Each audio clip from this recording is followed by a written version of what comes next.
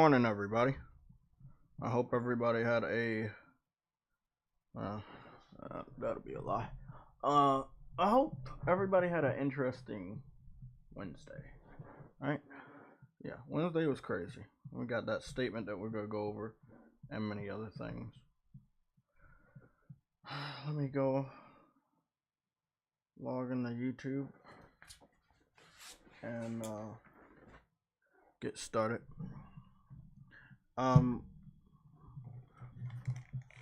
We're supposed to be having a special guest today. Hold on, let me go get the name.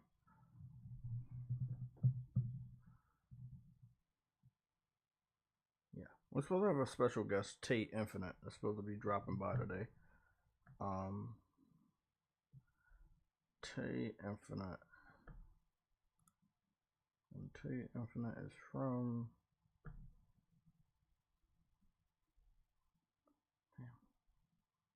I really suck at names. Like, if it's anything I suck at more, it's just names. Remembering names. PlayStation Insight. Yes, Tate Infinite from PlayStation Insight is supposed to be joining us today. Now, if he can't make it today, we will reschedule for either next Thursday. I think he said Thursdays are good for him. Obviously, I wanted him to be a special guest on the Sunday show, but we're gonna opt for today. So I'm gonna go contact him real quick on Discord and see if he's up. Headless C3PO. Who is that? Don't know who that is. Let me go get in contact. Tate Infinite is offline. So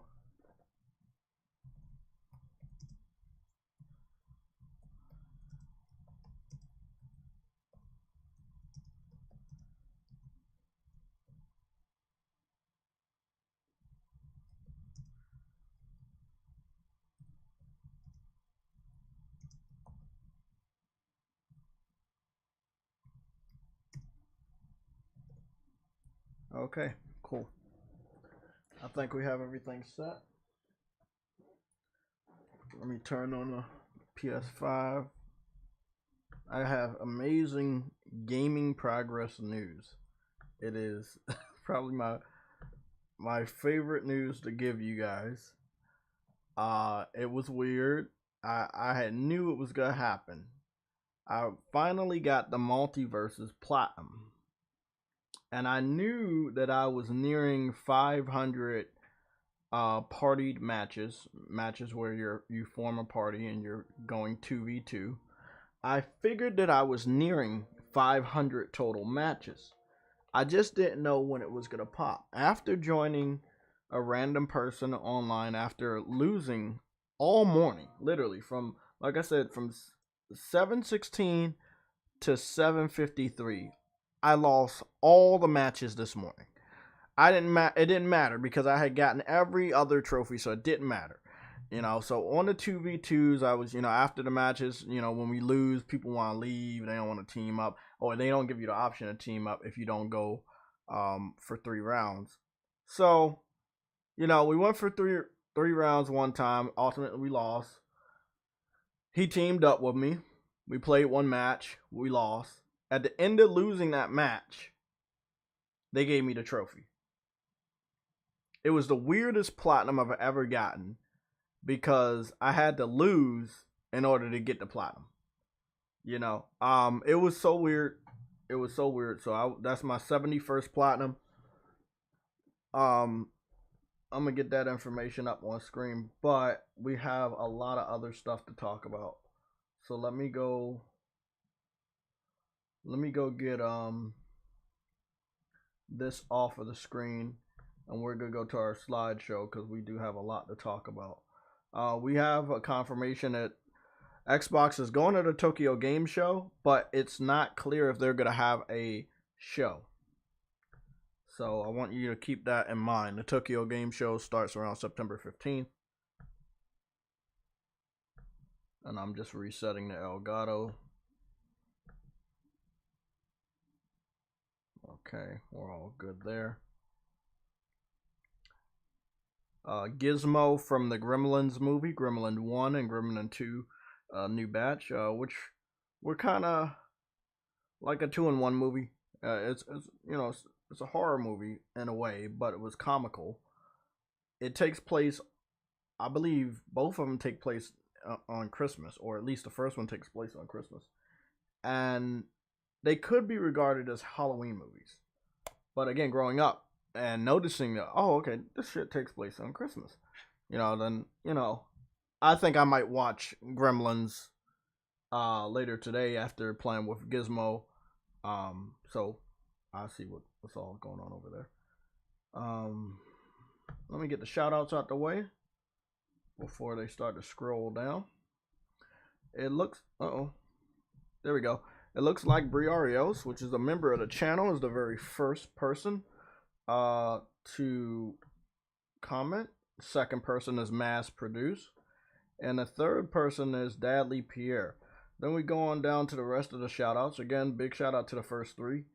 Verge Brizzle, Dominic Barr, plus Ultra is in the building. Jeff B Gaming, which is now the L champion of the PlayStation Legion of Gamers. Congratulations for getting the championship back. I don't think you will be losing it anytime soon. But I don't want to speak too soon. Somebody in the chat might really believe some bullshit. Ice Queen Gaming, is good to see you. I'm hoping you're in good health. Mike, what's going on, bro? Always good to see you. Samurai Beast Warrior, good to see you. It's always good to read off these cool names.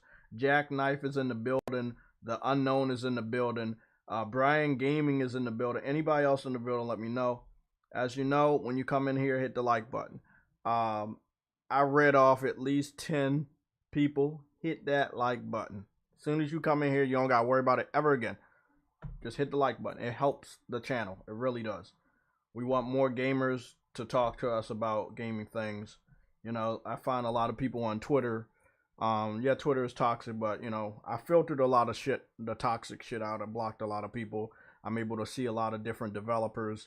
I'm not able to see different games that I've never even knew were in development or already out. And when I talk to people about, hey, I want my feed clear, whatever it takes. People are like, hey, bro, you block so many people.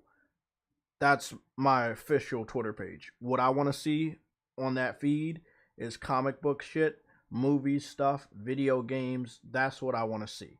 I don't want that shit cluttered with bullshit, and I did what I had to do, and I'm still doing what I have to do to make sure my feed is clear. Hit like button. Me and True Witty had some private conversations about what's going on with Jim Ryan and Phil Spencer. I'm going to share some thoughts from that. We did have some discussions about Saints Row. Saints Row was giving me some problems, gave me a big scare. And I'll tell you guys what that was about. Just going to get this notification up for you. So, there was something that I had not collected. I don't know what it was, but they weren't marking that down. I had gotten all the collectibles in the city limits, which is what I needed to do and place all ventures and do all of those and do all the side hustles. Before beating the story, I was like, well, if this game is going to allow me to do all the side missions, if this game is going to allow me to 100% all the city limits, I can make it so that when I beat the game, the platinum pops. Sometimes in open world games, you can beat the story, but you have so much left to do. So when people are like, hey, Jay, you're not playing Last of Us? No, I'm not. I'm going to get this lengthy, tedious game out the way where you got to go and collect this and find this. I'm going to do all of that. Get all of these trophies out the way so that when I beat the story, which is a straight stretch, I don't have to go and do a couple more missions to open up another portion of the story, because that's how this game was set up. Like, you have to put a number of adventures, blah, blah, blah. After doing that shit one time, I was like, that's what y'all want? I'm going to do everything. Then I can just straight stretch the story I'm currently sitting at 75% on the trophies. I have 45 trophies out of the 5 trophies that are left. 45 trophies out of 51. The 51st trophy is the platinum. So I basically have only 5 more trophies left that pertaining to the story, which is really, really good. Let me see what I got. I got to do the showdown, complete all 15 districts, which I'm going to get that after I beat the story because there's one more adventure or something I have to place down. Hidden trophy. What is this shit? That's for, okay, so this one and this one are going to be connected. This is story related. So these 3 are out the way. So what's this one? Story. So I have 2 story related ones, and then I have 3 story related trophies that will pop just by finishing the story, and then I have 1 trophy that's pertaining to I believe the end of the game. Now I'm still moving around the map, I'm still finding Easter eggs, but I told Truity that I believe that I could be done the game and start focusing on Last of Us Part 1, which I want to aim to get the platinum. I don't believe it's going to be that difficult. Yes, I know you guys not going to like this, but there's no difficulty preventing you from getting the platinum on Part 1. On the original Last of Us, on the Last of Us Part, the remaster, yeah. But when it comes to this one, you don't have to play the game on Crushing to get the trophy. What you will have to do is get everything related to the Last of Us and the Left Behind. That means the collectibles and everything. So it might be a little bit of headache because both of them are combined. You got to do everything in both games to get it. But I fucks with it, and I think it's possible. And I owe it to them. I got the platinum in Part 2, so I might as well go on and get a platinum in Part 1. So I plan on focusing all my efforts on The Last of Us. I believe if I get out of here at 2:00 p.m. today, I can get back on Saints Row, finish Saints Row, hopefully around 8. I don't think it's that many more hours left in the story. I've done literally everything else. And start 8 o'clock tonight, I can get back on the story. What's going on? How you doing, man? Welcome. Hold on, let me see who I'm talking to. I think I know who I'm talking to, but... Yeah, Tay Infinite from Twitter Drunken Ship. Discord's fucking frozen. Oh, okay. Really? Yeah, I was on your DM page, and it didn't show that you were online. Discord just froze a little bit. What's going on, man? It's good to have you here. Yeah, man, thanks for having me. No problem. I saw what you guys were doing. I picked you guys up out of a lineup in relation to the PlayStation Showcase. It's weird because every gamer is talking about, we need that showcase. And I don't know. It was just something about the Twitter profile. I checked it out, went to one link, went to the YouTube, checked out a video, and I was like, damn, these dudes are good, but they're small. So I said I wanted to get you in here. If you have some time, as quick as possible, can you send me a link to the group's YouTube channel or both of y'all YouTube channels so I can put that into the chat as well as the About Me to give you guys a proper shout out. Oh, sure, yeah. Because I definitely want people to find out about you guys. Okay, here we go. We got our first super chat, which is a red alert. Frostbite Slash with the 10-pound super chat. Sony makes big moves when they're losing ground, and I think they're gonna hit back hard at Microsoft. People say Sony don't have money to make big purchases, but I think they're going to change very soon. Yeah, one of those purchases that a lot of gamers are talking about, very long-standing relationship, and that's Square Enix. And seeing as though that we talk about this all the time on PlayStation Legion, Square Enix trimmed a lot of fat. They sold off Crystal Dynamics and any Western or European developer that they had for Square Enix. They sold it off. So now Square Enix is basically Square Enix Japan. They're small enough for Sony to acquire, and then Sony can still do other stuff and still acquire other people. So the relationship is tight. I think it'll definitely happen. It's beneficial to PlayStation, especially if they want to build up their Japanese dominance again. That is key. Yeah, I do talk about time to time maybe go after Capcom, but I think Capcom's comfortable being multi-plat. But Frostbite, thanks for the super chat. I definitely agree. Definitely agree.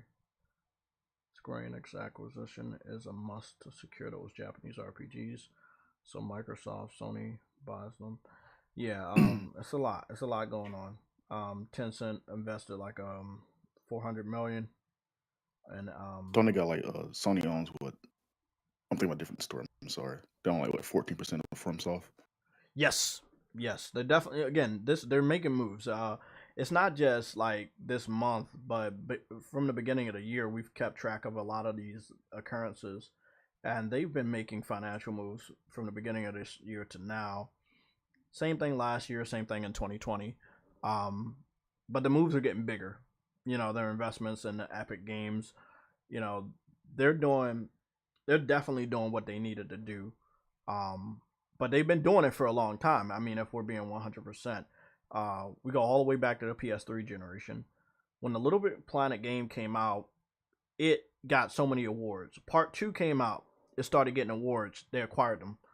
They did the same thing with Returnal. They had been working with them for 14 years. Yeah. And then they picked them up after Returnal. And it was like, hey, about time. Wish you would have did it before. But they had proven themselves. You did a good job picking them up. I got my eyes on Ember Labs. It's something special about that studio. Yeah, I heard about a conversation with Ember Labs too as well. Exactly. After, Kena came. Yeah. Kena is, and then with the new update, Kena is fire. It was fire last year. It's fire this year. They're small. They can get everybody. Like Microsoft's going after 70 billion people. $70 billion acquisitions. Like, think about that. Like, you know, when you go to the dollar store and you could like get a lot of like candy back in the day, you could get a lot of candy for just a few dollars versus going to a normal store. Yeah. I think PlayStation can walk away with more studios for less money.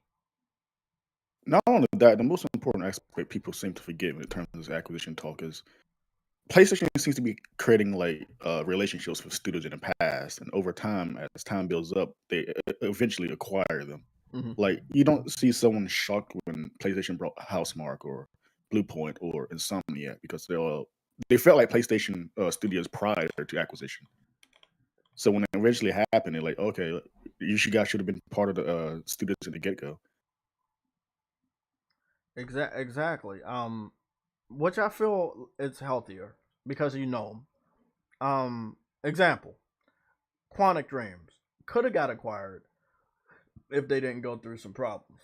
If they didn't go through that drama with the allegations in the Office place, I think Sony was prepared to acquire them. But Yeah. when they did what they did, and then they left the way they left, if you remember, the director said some pretty nasty things, and then like oh yeah, we're gonna put the games on PC, shit like that. I was like, okay, that's cool, you can put it on PC, but the way that you talked about PlayStation and their fans, that's a no. So relationships are key because you know who they are. If you work with them for a long time, you see something bad, you might have to stay away from them, but you know who they are, and PlayStation's really smart about that. I think Was that the Until Dawn studio? Was that them? Yes. Okay. No. Heavy Rain This Studio. is Heavy Rain Studio. Okay, Supermassive was Until Dawn. Gotcha. And then I think Supermassive just got acquired by Tencent? It was somebody. Yeah, somebody. Yeah. That was a loss. That one and Sumo Digital, I think the PlayStation should have had because they had worked with both of them for a long time. But not close enough. They worked with them for years, but they didn't like. It's not like House Marquee. Like for 14 years, House Marquee was pumping out IPs, and majority of them were exclusive. So like, it's a big partnership. About to go get your links real quick. Yeah, I sent it to your Discord Yeah, I got you. message. Yeah. Thank you, man. So yeah, it was it's key. Like relationships are key because you know how people work, they know how you work, and when you acquire them, they can get straight to work. It's not no down period of trying to figure out what the company is about and stuff. It's like you've had that time off of over all these years. And again, it's a smart business way. No resistance. You know, again, it's a partnership. Everybody's cool with it. There's no resistance. Um, I don't know 100%, but I do know that the acquisitions after a long partnership are lower in value for Sony. Like they don't have to pay as much. I feel like they got Insomniac pretty cheap. I think. Yeah, and it Yeah, paid off so well. yeah. Bungie was only $3 billion. I think they were pretty cheap. I think a lot of people were pretty cheap. And again, that's what happens after so many years because you know Sony already owns the IPs and you're cool with them and you're just coming into the fold and it's not that much, but the hostile type takeover that we just were seeing from Activision, $70 billion, right? Like, I'm not 100% on what I'm about to say.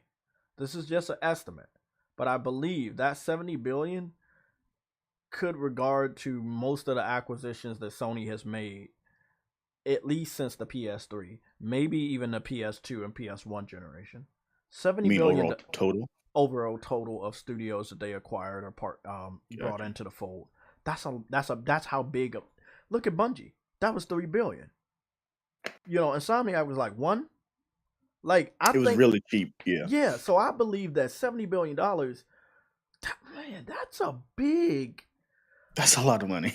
I was talking about some politics in comparison to this. Like Joe Biden wanted like 37 or $47 billion from Congress to like do some stuff for the American people, and obviously they're saying no. Microsoft over here picking up Activision for $70 billion. You know? That's probably like pocket change for them. They can get that back, no problem. Hey, I mean, it's all cool. It's definitely all cool, but I feel like the way Sony is doing with their partnership, and this is really, really important to talk about. It's so low key that it always goes through. There's no resistance. You don't have to go to the courts. It's you see what I'm saying? It's just such a normal partnership, such like come into the family like marriage type of thing. It's just organic. I'm glad you brought that up because it's not a lot of noise around when PlayStation acquires a studio. I mean, yeah, people get excited, but it's not like Activision. We had noise for one, and it was small. And that was Bungie.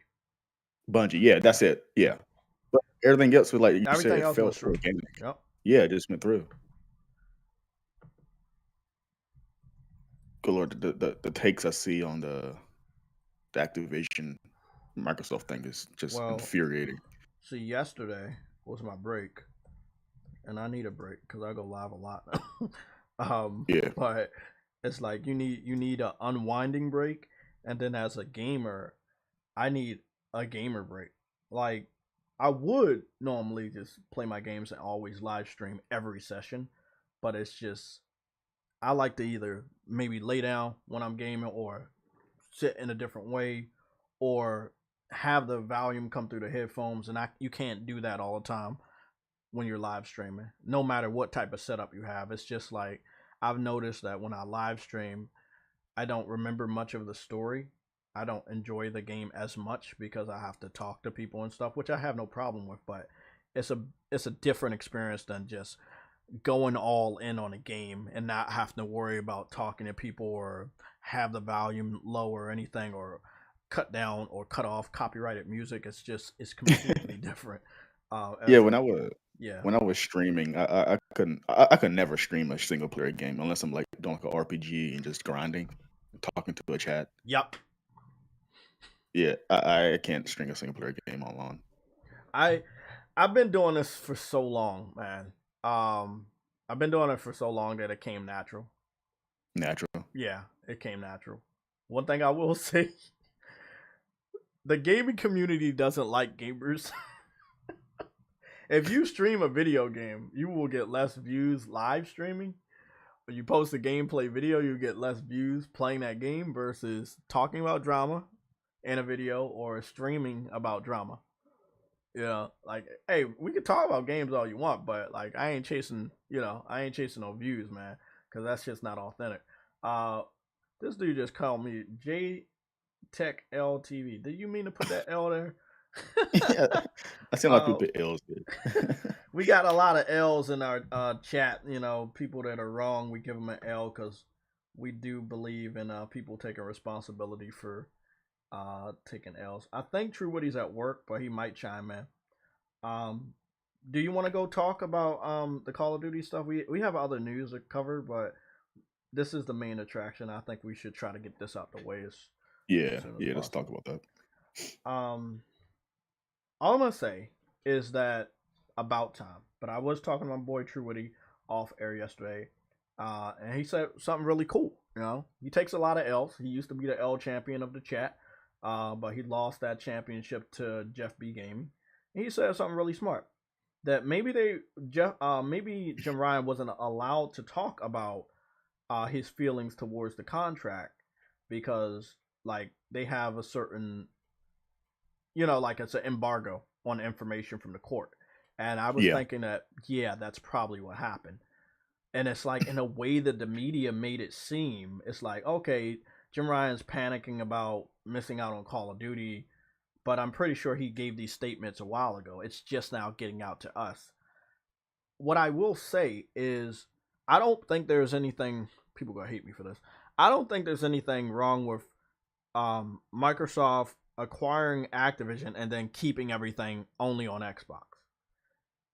What you own, you can do whatever you want with, right? True. And this is all I'm gonna say about this. If that's what he wants to do it. I'm gonna say one more thing and I'm gonna pass it over to you. However, he has to understand at that point in time, he will be 100% relying on the Xbox gaming community and the PC gaming community to carry Call of Duty. And mixed with the PlayStation gaming community, over these last 8 years that PlayStation has had these contracts, PlayStation has still sold more copies than both of those. That's facts, yes. So I feel like it's a big gamble to think that people will move over to your system just because of Call of Duty. It might not happen as swiftly as you need it to happen to get that money. And then if it does, people buy the box, they play Call of Duty, or they're already invested in a PC. A lot of people have gaming PCs or laptops like myself, and they can play the newer Call of Duties. That's cool. But not everybody on PC is going to play or buy Call of Duty. Then you turn around to the extension of, okay, the game is out. They've already brought the game. Are they going to be buying the microtransactions? You see what I'm saying? Are they going to buy the DLC? Can you put all that pressure on those two communities to support that game financially? That's the question. But I'm going to pass it over to you. So since Microsoft acquired Activision, I always question it because prior to all this news, everyone was saying no way such and such can buy like Rockstar, Activision, all these big publishers because they make a lot of money from these IPs, and Call of Duty is one of the ones that makes a lot of money. So when I heard this announcement, I was like, are they really going to make Call of Duty exclusive to Xbox? Because they're losing a very large portion of that income come from Call of Duty. Not only that, for like you said, as the past 8 years or so, Call of Duty has always been top of the NPD charts of PlayStation. Mm-hmm. And they also made third-party deals. In fact, I think they got how long is the contract they have with Sony? 2025, I believe. 2025. I think it extends to 2025. So the last year is 2024. 2024. So in 2025, they can pretty much do a lot of stuff. But by that time, we might be heading into a new generation. Yeah. So I agree. You can these acquisitions is part of the industry. That's what happens. And obviously, Xbox are getting Activision. But the thing is, you're buying Call of Duty, and it's odd that you're gonna at least try to make this exclusive. I think that's kind of weird if they're gonna do that. I mean, they're Microsoft; they can make a lot of money outside of Xbox, but it's like that's a large portion of income you're losing from there, especially from PlayStation, who has what twice as consoles sold as Xbox, if I'm not mistaken, or units or whatever. I can't fact check that myself, but What you just say? Sorry. like their PlayStation is like leading platform compared to Xbox in terms of what Yes. 2-1. Yes. You talking about sales? Yeah, Yeah, sales as well. This is funny. Sales as well as the platform that they want to program for first. Like they make the game on PS4 and then they port it to Xbox, or in this case, they make the game on PS5 and then put it on Xbox. So again, so when if they own, sorry, I just want to interrupt one go second. ahead. If they do, finalize the acquisition, it's not finalized yet, but if they finalize this acquisition and it goes through, Microsoft not only would keep the game off of PlayStation, but that will be the platform that it will be programmed for. And when we know that Xbox Series X has a massive bottleneck with all these comparisons, if you've seen them over the years, and for some magical reason PlayStation is outperforming them, and when it shouldn't be happening, that would impact the PC version of the game as well. If you're gonna, it then with Xbox, you have to program for the lowest common denominator, and that's not the X, it's the cheaper little brother, the S. And I don't know if people want Xbox to be the lead platform for the future of Call of Duty, because it might not be the way we need Call of Duty to be. It needs to be on a new engine built for the ground up for next gen platforms. Yeah, it needs to be overhaul. Exactly. Yeah. If they're going to focus on the little brother, which is basically Xbox One X, that is not pushing that game as far as we need it to go. Like we need that game to go far.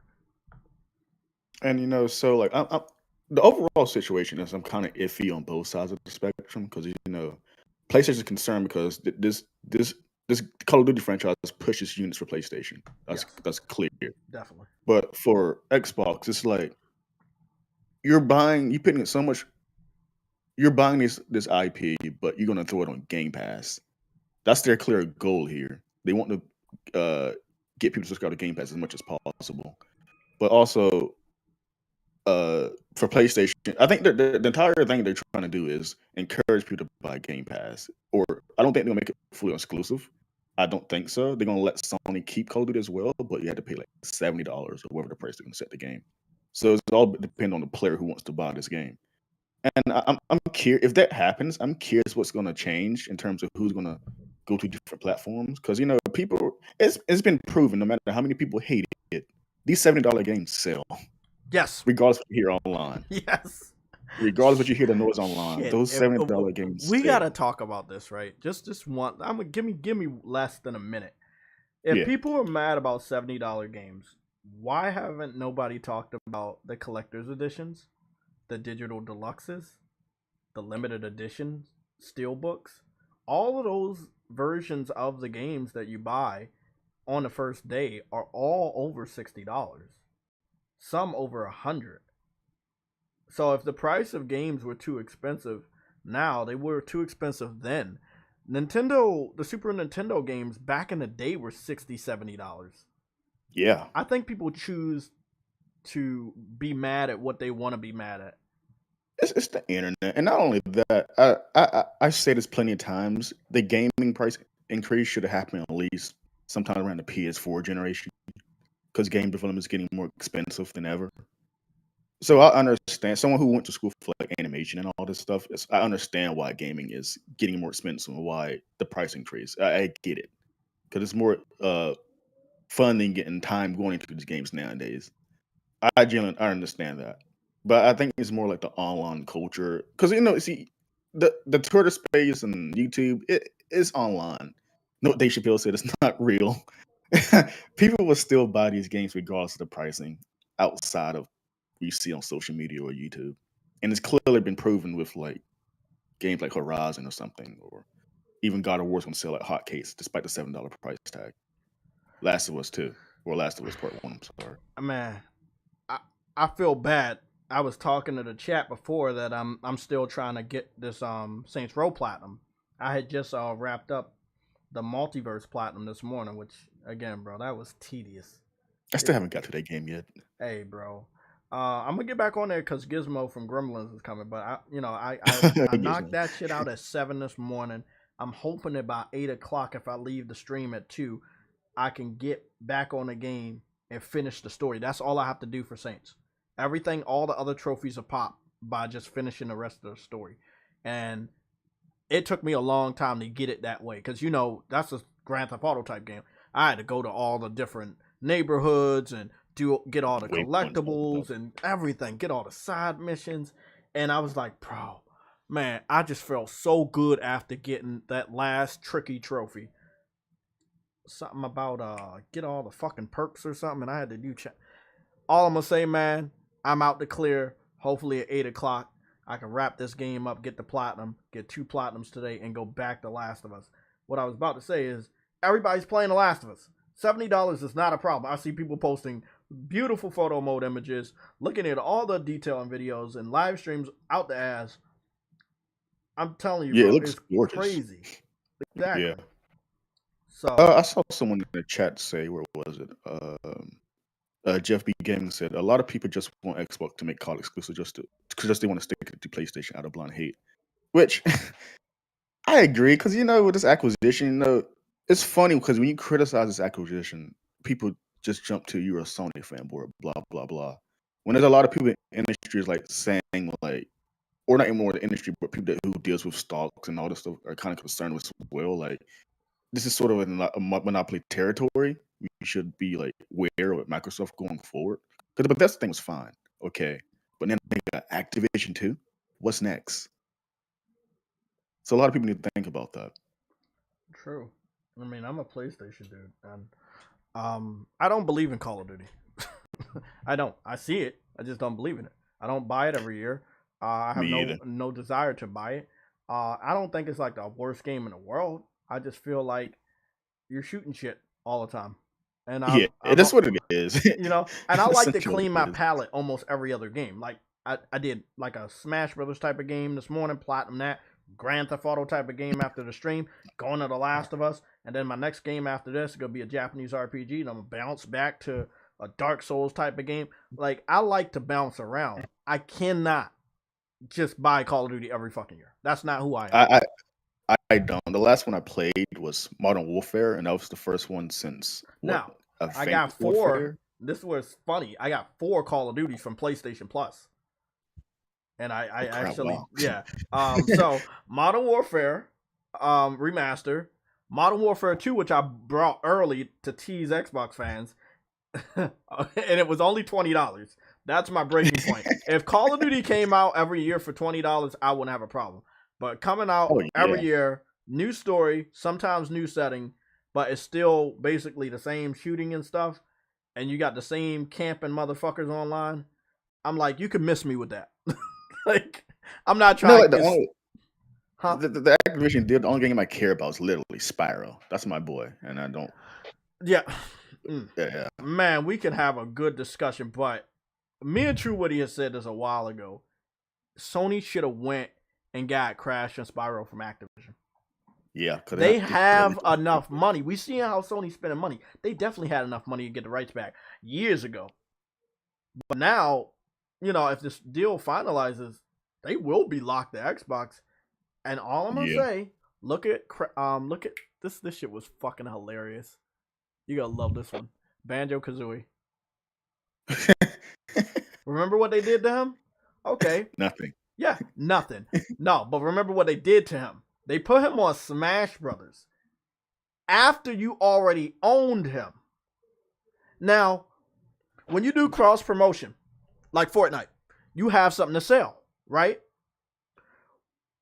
We're doing the collaborations because what we're selling is talking about PlayStation news, gamer to gamer. That's it.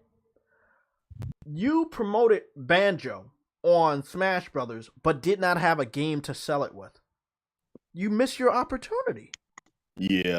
And to add on to that regarding Spyro, Crash, and even Banjo, there was at around a time where platforms are declining. That's probably why Sony kind of ignored it. But now that kind of changed with like Crash, Insane Trilogy, and Crash 4. Yeah, when they did the remaster remakes and they brought them back and they saw people really cared. People really cared, yeah. You know what's special about that? The new generation of gamers, the gamers that had kids and their kids are playing these games, and it's just fucking special to see that. And I saw that a lot with the Crash Bandicoot Insane Trilogy, and I was like, yeah, there's a market. It's called the Mario market, right? Yeah. A lot of kids have Nintendos and they play Mario and they play Kirby and stuff. And there's always a market, even though we don't see it. We're older now. We're more mature. Our taste in games are completely different. But there's still kids out there, you know. Yeah. Good morning. Oh, Cyber Dragon, coming in here like Briggs, sneaking in here from the shadows. What's going on, bro? Man, did you finish your bowl of cereal already, man? You up early, man. What you doing doing this stream this early? It's 11. You know, oh yeah. Oh well. I started on time today. That's what that was. Yeah. We had a guest, so you know I started on time. But this is Tay Infinite. How you doing, sir? How you doing? Welcome to the stream, sir. Welcome to the stream. Shout out to the chat and the mods. How y'all doing this morning? What's going on, man? But yeah, man, I feel like you're right, Tay, that Microsoft's gonna get Activision. They're not gonna do shit with Crash and Spyro. They'll use them in marketing.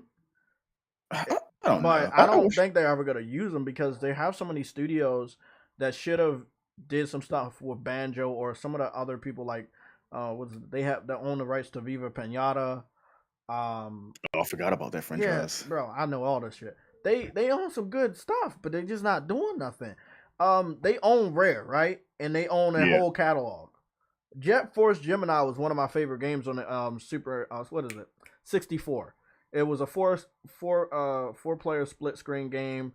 It had a single player mode, but you know it was good to play like those split screen multiplayer games back then, like GoldenEye and stuff. And it's like you have access to that library, and you haven't brought anything back properly. Anything, and for Banjo-Kazooie, they have Toys for Bob now, so they can use Toys for Bob to develop a new Banjo game. Before again, it hasn't went through yet. I want everybody to know the deal hasn't went through yet. But before they did the acquisition, the sad news is that Activision made Toys for Bob go along with the people that do Call of Duty. Yeah, and that made me so angry. We were supposed to get another Tony Hawk, but we couldn't get the other Tony Hawk because Toys for Bob is now working on Call of Duty. So Activision ain't even gonna be messing with Crash. That annoyed me when I heard that news because I want a Spyro sequel so badly, and they threw them to Call of Duty. Like, are you kidding me? It makes so much money, man. Yeah, I know, but I know it's not right, but these companies, man, it's all about money. Look, at this point in time, Activision is the Call of Duty developer. Yeah, that's what this acquisition was for, literally for Call of Duty stuff. $70 billion, bro, like for Call of Duty. Yeah. Wow. It's like this. Microsoft, I know they're really rich, and they're like that rich kid that can't generally get good friends, so they have to buy them. So since they can't make great games, they buy other games to fill the void. No, people keep saying Sony should try their own, first-person shooter. They have SOCOM, Killzone, stuff like that from the past. Yep. Resistance. None of those, they did okay, but not great. And none can compare to Call of Duty. Nope. So Microsoft also tried Halo, Gears. Same thing. So nobody can outdo it. So why try to keep trying to make a game that I want to interrupt. You were wrong. I don't want to give you an L, but when it came to Halo, they stepped on a grenade that they threw. They just didn't like when they threw it. They thought they was throwing. They thought they was throwing like Stephon Curry, but they were throwing like Jeff B. Gaming. And it just went 1 fucking inch ahead, and then they stepped on that grenade, and it blew up. Call of Duty is not responsible for what happened with Halo. Yeah. No, it's not. No, I'm not saying that it was. Now, I think that they could fix it because after we witnessed what happened with No Man's Sky, anything is possible for these developers. Yeah. But Call of Duty was a resistance for the Halo hype. Okay, so maybe you're right and you're wrong. You know, if they had a good enough game, it would have garnered their own fan base. But there were so many things wrong, not from a PlayStation fan standpoint, but from a Halo veteran standpoint, from a Xbox gamer standpoint. Not me. I'm talking about the Xbox fans, the Halo fans. They say that is bad. You know, not the sidetrack, but I'm not a Halo fan by any means. I play some of the games I liked them, but it's kind of disheartening to see Halo decline like that. It really is. Yeah, this is like a well-renowned IP. Man. Whether I was doing couch co-op or anything, when I did Halo 3 and Halo 2, Halo 3 over my cousin's house, Halo 2 over my friend's house in high school. Halo 2 is awesome. It was just split screen co-op, and it was a lot of fun. Those are my memories. I'm not an Xbox fan by any, but my memories from a friend to a family member was split screen co-op. Let's talk about this shit. They got rid of it. Yeah, I don't know what's happening over there, but why are they treating their Mario like garbage? Well, man, I couldn't say it better than myself. That's a big W right there. I couldn't say it better. That is their fucking Mario, and they're treating it bad. You know, and it's like, has Microsoft, like Phil Spencer, even come out and stated anything regarding that at all? Nope. No, they haven't. I don't know what's up with that. I mean, that'll be another topic probably for. It's so bizarre. But it's like this these is companies, their main game right here. These companies, when something go wrong, they now they don't admit it. They don't try to fix it. They don't do anything. I'm dealing with some problems on Saints Row where, and I'm gonna be 100% honest, guys. I have a video. I know I talk about, oh, you got a video. I am working on a Saints Row video. It was going to be a comparison to Grand Theft Auto 5, but I think that's fucking pointless. I'm going to be making an angry rant video, but I will only do that after I platinum the game later today, so people will know, yes, I bear through it. I got a platinum. Yeah. I'm a veteran when it comes to Saints Row, and I'm letting you know, and I'm saying it right here first on air. The game is good, but the developers that worked on this, and I know they were young, they made some rookie mistakes in development. And what I don't like is that Violation knows everybody is online running over this game. Not because it has a rainbow flag in it. Not because the kids are from college. No. The game is out now. And it's buggy and it's glitchy. Again, I'm still about to get the platinum, so it's not stopping me. But it has problems. And you're on your Twitter page advertising the game with a Twitch content creator. I'm like, everybody tell them, like, man, fix your fucking game. Stop hyping that shit up. That's, again, going along with what y'all was saying. That's what these new companies do. Like, they don't come out and admit any problems. I don't ever expect Phil Spencer, Aaron Greenberg, or anybody over at Microsoft to admit that, yeah, we fucked up. This is wrong. Yeah. I know. We're going to fix it. They fix it by buying Call of Duty. Bam. That's it. Yeah, and all the noise just shuts up. Yeah. You know, we could talk about that for 2 hours, but we got to narrow it down to 5 minutes. Why would you bring I'm trying to say this in a very political correct way. Okay. Oh, there we go. John Wick, right? John Wick is going after the little boy. You know, the boy in part 1 that killed his dog. Okay. Yeah. His father was not going to let John Wick find him, but he didn't like say, okay, well, bro, I'm going to protect you. It's just like, you get the fuck out of here. I love this movie, by the way. Now, what if the father was like, okay, John, I'm going to invite you over here. My son is here. Can y'all talk it out? John was going to kill him. Guess what? It would have been the end of the movie. Yeah. Why would you bring John Wick into your house to talk with the boy that killed his dog? Y'all not understanding me in the chat? John Wick is Call of Duty. Yeah. The boy that killed John Wick's dog, that's Halo. They cannot coexist under the same company. I don't think a lot of people are seeing this. I have never heard a single hyped up clickbait video in the last 3 weeks about this topic, but this needs to be something talked about. Halo is on shaky ground right now, and you bring in somebody that's going to knock it over into the fucking lava. I never thought about it that way. They truly are on the same umbrella now. And one's clearly selling more than the other. From the graveyard. Hey, they're 1 foot from the graveyard. I want y'all to understand, this is not the first time they did this. No, it's not. They did it last year. Doom, Halo. Doom, Halo. Think about that. Doom Eternal versus Halo Infinite. Think about it. Doom Eternal was a very celebrated game. The only thing that was really bad was the multiplayer. They should have carried over the Team Deathmatch criteria multiplayer from part 1 of 2016, and it would have been all gravy.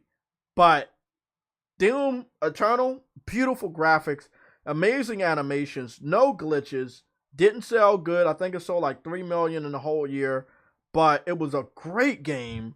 And then you had Halo last year, and it was like not good. The single player was forgettable. No one brags about it. Nobody cares about it. The multiplayer is fucked up. You know, it's like, man, me and Truity had a conversation I wish we could have aired, but I'll talk about one more point we had. And it was like the build as you go video games, aka games as a service.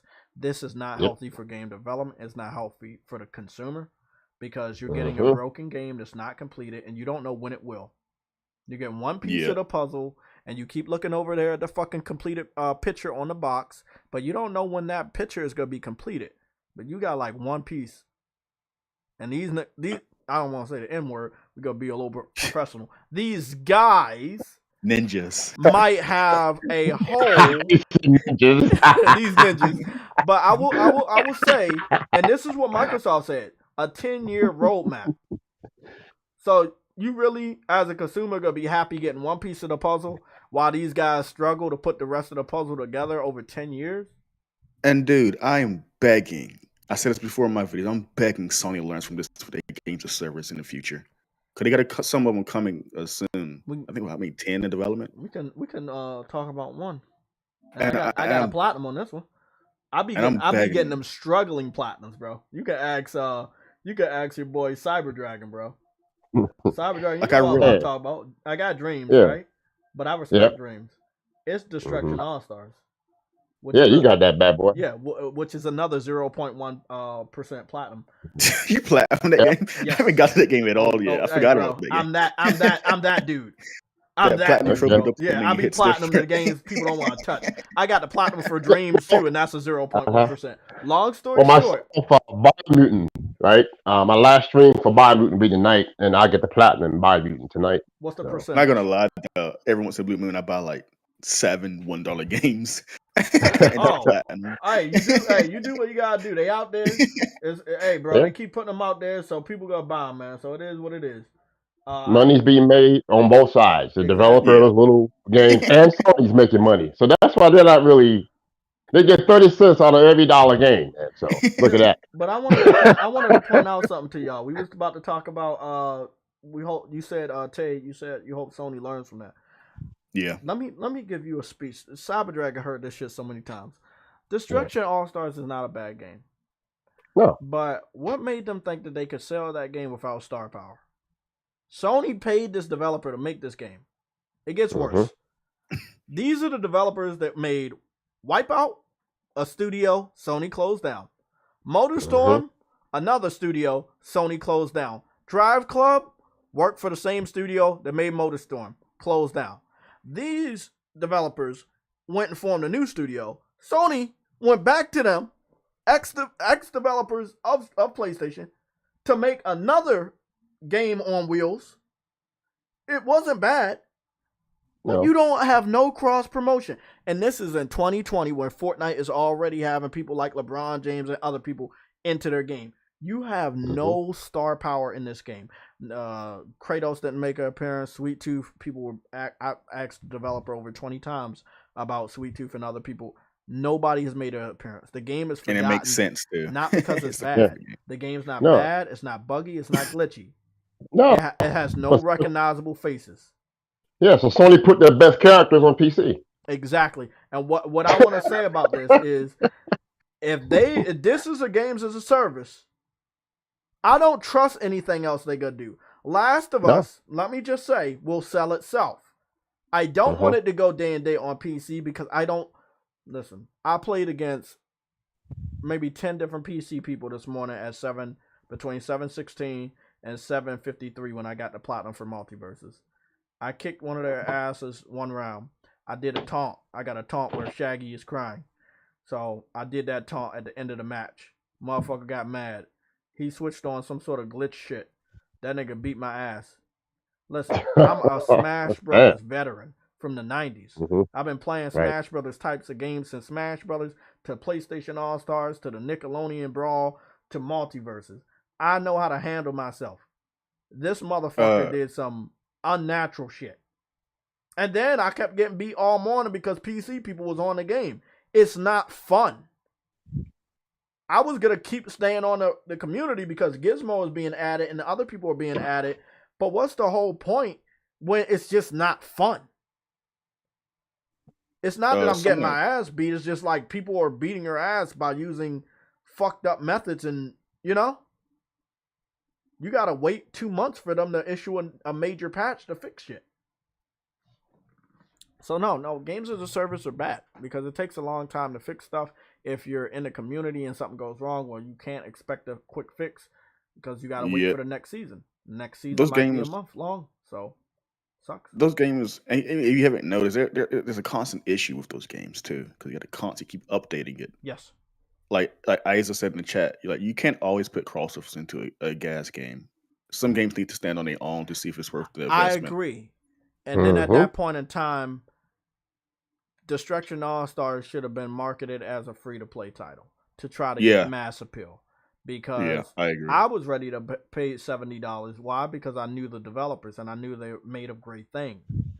Other people, not so much. If you would have marketed the game saying, these are the people that brought you Wipeout. These are the people that brought you Motorstorm. But no, Sony couldn't do that because you had just fired them people by closing down their studio. The weird thing to me is that you partnered back up with the people that you just fucking fired. Just to do the same thing you did again. Rush the game out, don't support it, punish the developers. So they're going to be shutting that down too. Watch. No, they don't own them. So, they don't own Lucid. But I hear... not shut them down, but shut down the server for the Destruction All-Stars. The last season was last month. They had 3 seasons that they had premiered about 3 months ago, and the third of the 3 seasons was last month. They have been completely quiet. They don't get a lot of chatter on Twitter. You wouldn't even know. Like, I left the community, and I was a part of the community with the Platinum, and then after the Platinum, I stayed on there for one of the new seasons. It got delayed, right? Then came a PS Plus title. Yes, it got delayed because people online said they not paying $70 for it. Nope. Yeah. Sony was like, okay, well, it's not worth $70. We go put it on Plus for 2 months, which was unheard of at the time. Then people was bitching about, I don't want to pay $70 once it come up. What do? Turn it to $20. They went from $70 to $20 when it came out officially. People still didn't want it. Again, I know the game got to stand on its own, but after 2 fucking months, and then the game comes out at $20, and people still don't want it, you got to try whatever you can try to salvage that game. Yeah, you got to get adding random ass characters and some bright colored outfits is not gonna fucking fly. Yeah, that's what I was gonna say. Like, to keep these games of servers. That's what makes, for me. I don't play Fortnite, but I get it. I understand why that game's successful. It keeps the game is always in people's mind. It's always constantly updating in good ways with these crossovers. A lot of these games of servers need to try to do that like one-on-one, like directly, but in some form to keep these games fresh in people's minds and also in gameplay itself. So, like, I don't know. What is it? The game called Destruction All Stars. It was probably one of those games that's probably gonna be dead on arrival. Sadly, hate to say it. Well, it's a fucking zombie then. because that shit launched last year. It must be a zombie. No, it is a zombie. Like it's still there. The servers haven't been closed. The last content was last month, but it is a zombie. This shit's been dead since last year. So you're right, 100%. Just it reminded me of that game that came with Overwatch. What's the other game that came with Overwatch? Oh, I remember. I know what you're talking about, but again, forgettable. It was a game that was similar to Overwatch, but it was on like PC or something. Were they Battleborn? No. It was two of them. Battleborn was one. It was another one. Lawbreakers? Lawbreakers, yeah. That was the Cliffy B one. And there, do you remember what happened after that? After that one flopped, Cliffy B brought out like a colorful battle royale. Oh, I forgot about that. Yeah, I remember that. PC, and that shit flopped within a month, and then he retired. Yeah, I forgot about that. I never forget the failures of that. That shit was funny. In a way, and it kind of sucks because they're going against a big competitor, but they can't find ways to compete against it, sadly. Well, see, everything is competitive now because it's not based off of the genre of the game. It's based off of the type of game. And now that a lot of these games have the tagline of games as a service, they're competing against games that are not even in the same genre. It used to be like, oh, well, Medal of Honor, if you remember that game, was competing against Call of Duty. Or Battlefield, if you remember that game, is competing against Call of Duty. But now it's like, well, Fortnite's competing because it's a games as a service and Call of Duty has Warzone. You know, it's not the same type of genre. One's a third-person battle royale fun shooter. The other one's a more serious competitive shooter, but they're both games as a service, so they're competing. Why? Because they're competing for your wallet. Yes, you don't have to pay for the game, but you do have to spend microtransactions. I'm a person guilty as charged.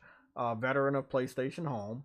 Before microtransactions, what would happen is you would have content on PlayStation Home: shoes, hats, earphones, kind of like a Saints Row Sims mixed together. It was beautiful. It was the original metaverse. I talk about it all the time. Well, yeah, it was. You think about it. Thousands of dollars on that game, on houses and bikes and all different types of things over the course of between 2008 and 2015, right? That's a long time. So with that being said, it's like you said thousands of dollars. You talking in-game currency? No, it didn't have in-game.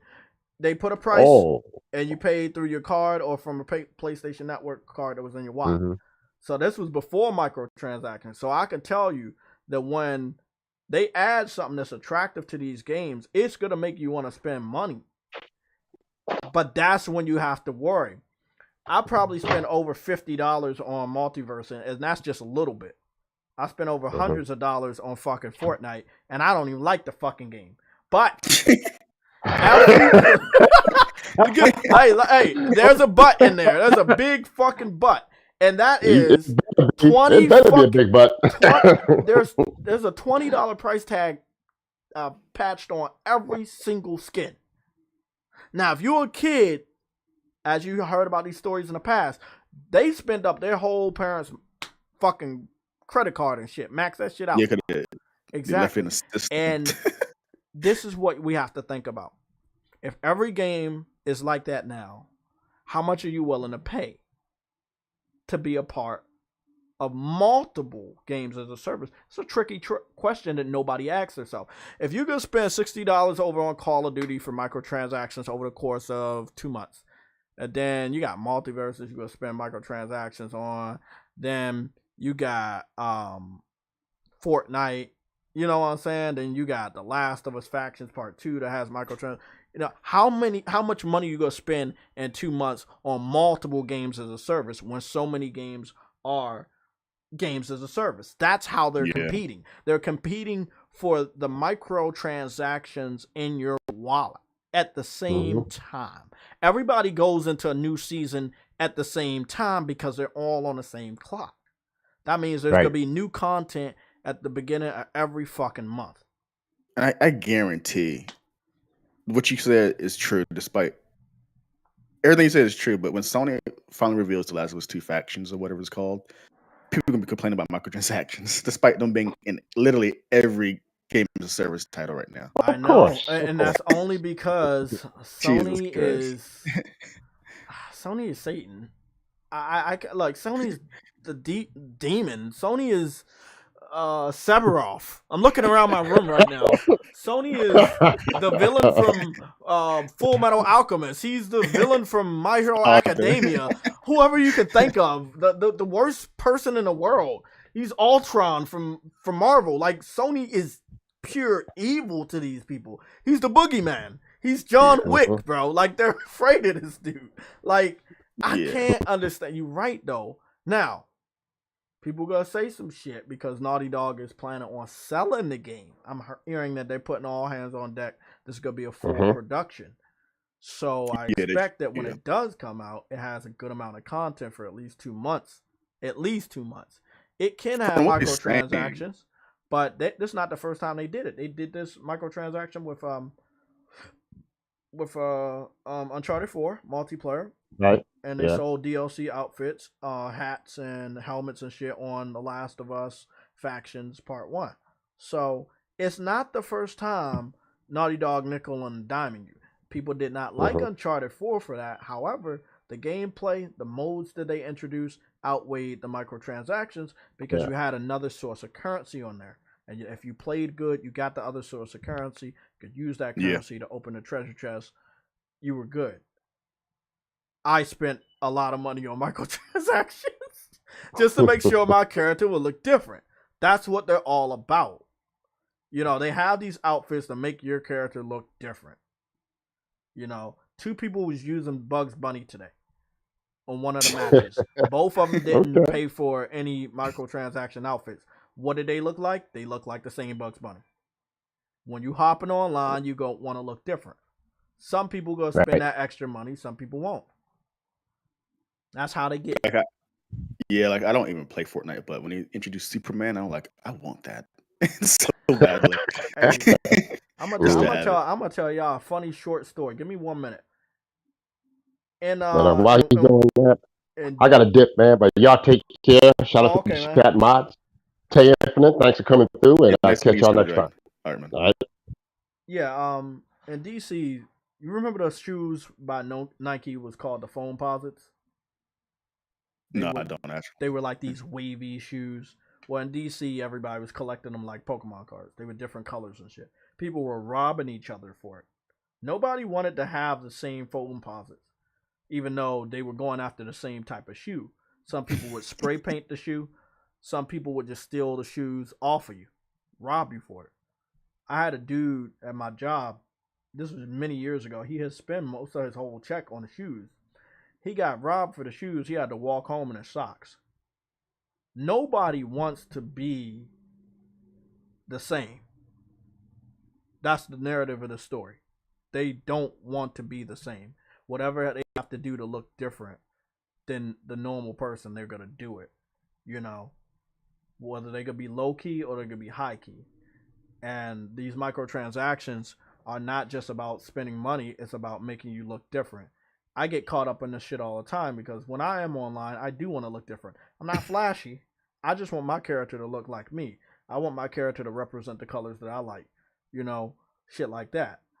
But it gets crazy because Fortnite, I'm pointing my finger at you, motherfucker. You're so good at what you do. Partnering up with Marvel Comics, Star Wars, NBA, NFL, soccer. Like, Fortnite is the king of crossovers. RoboCop.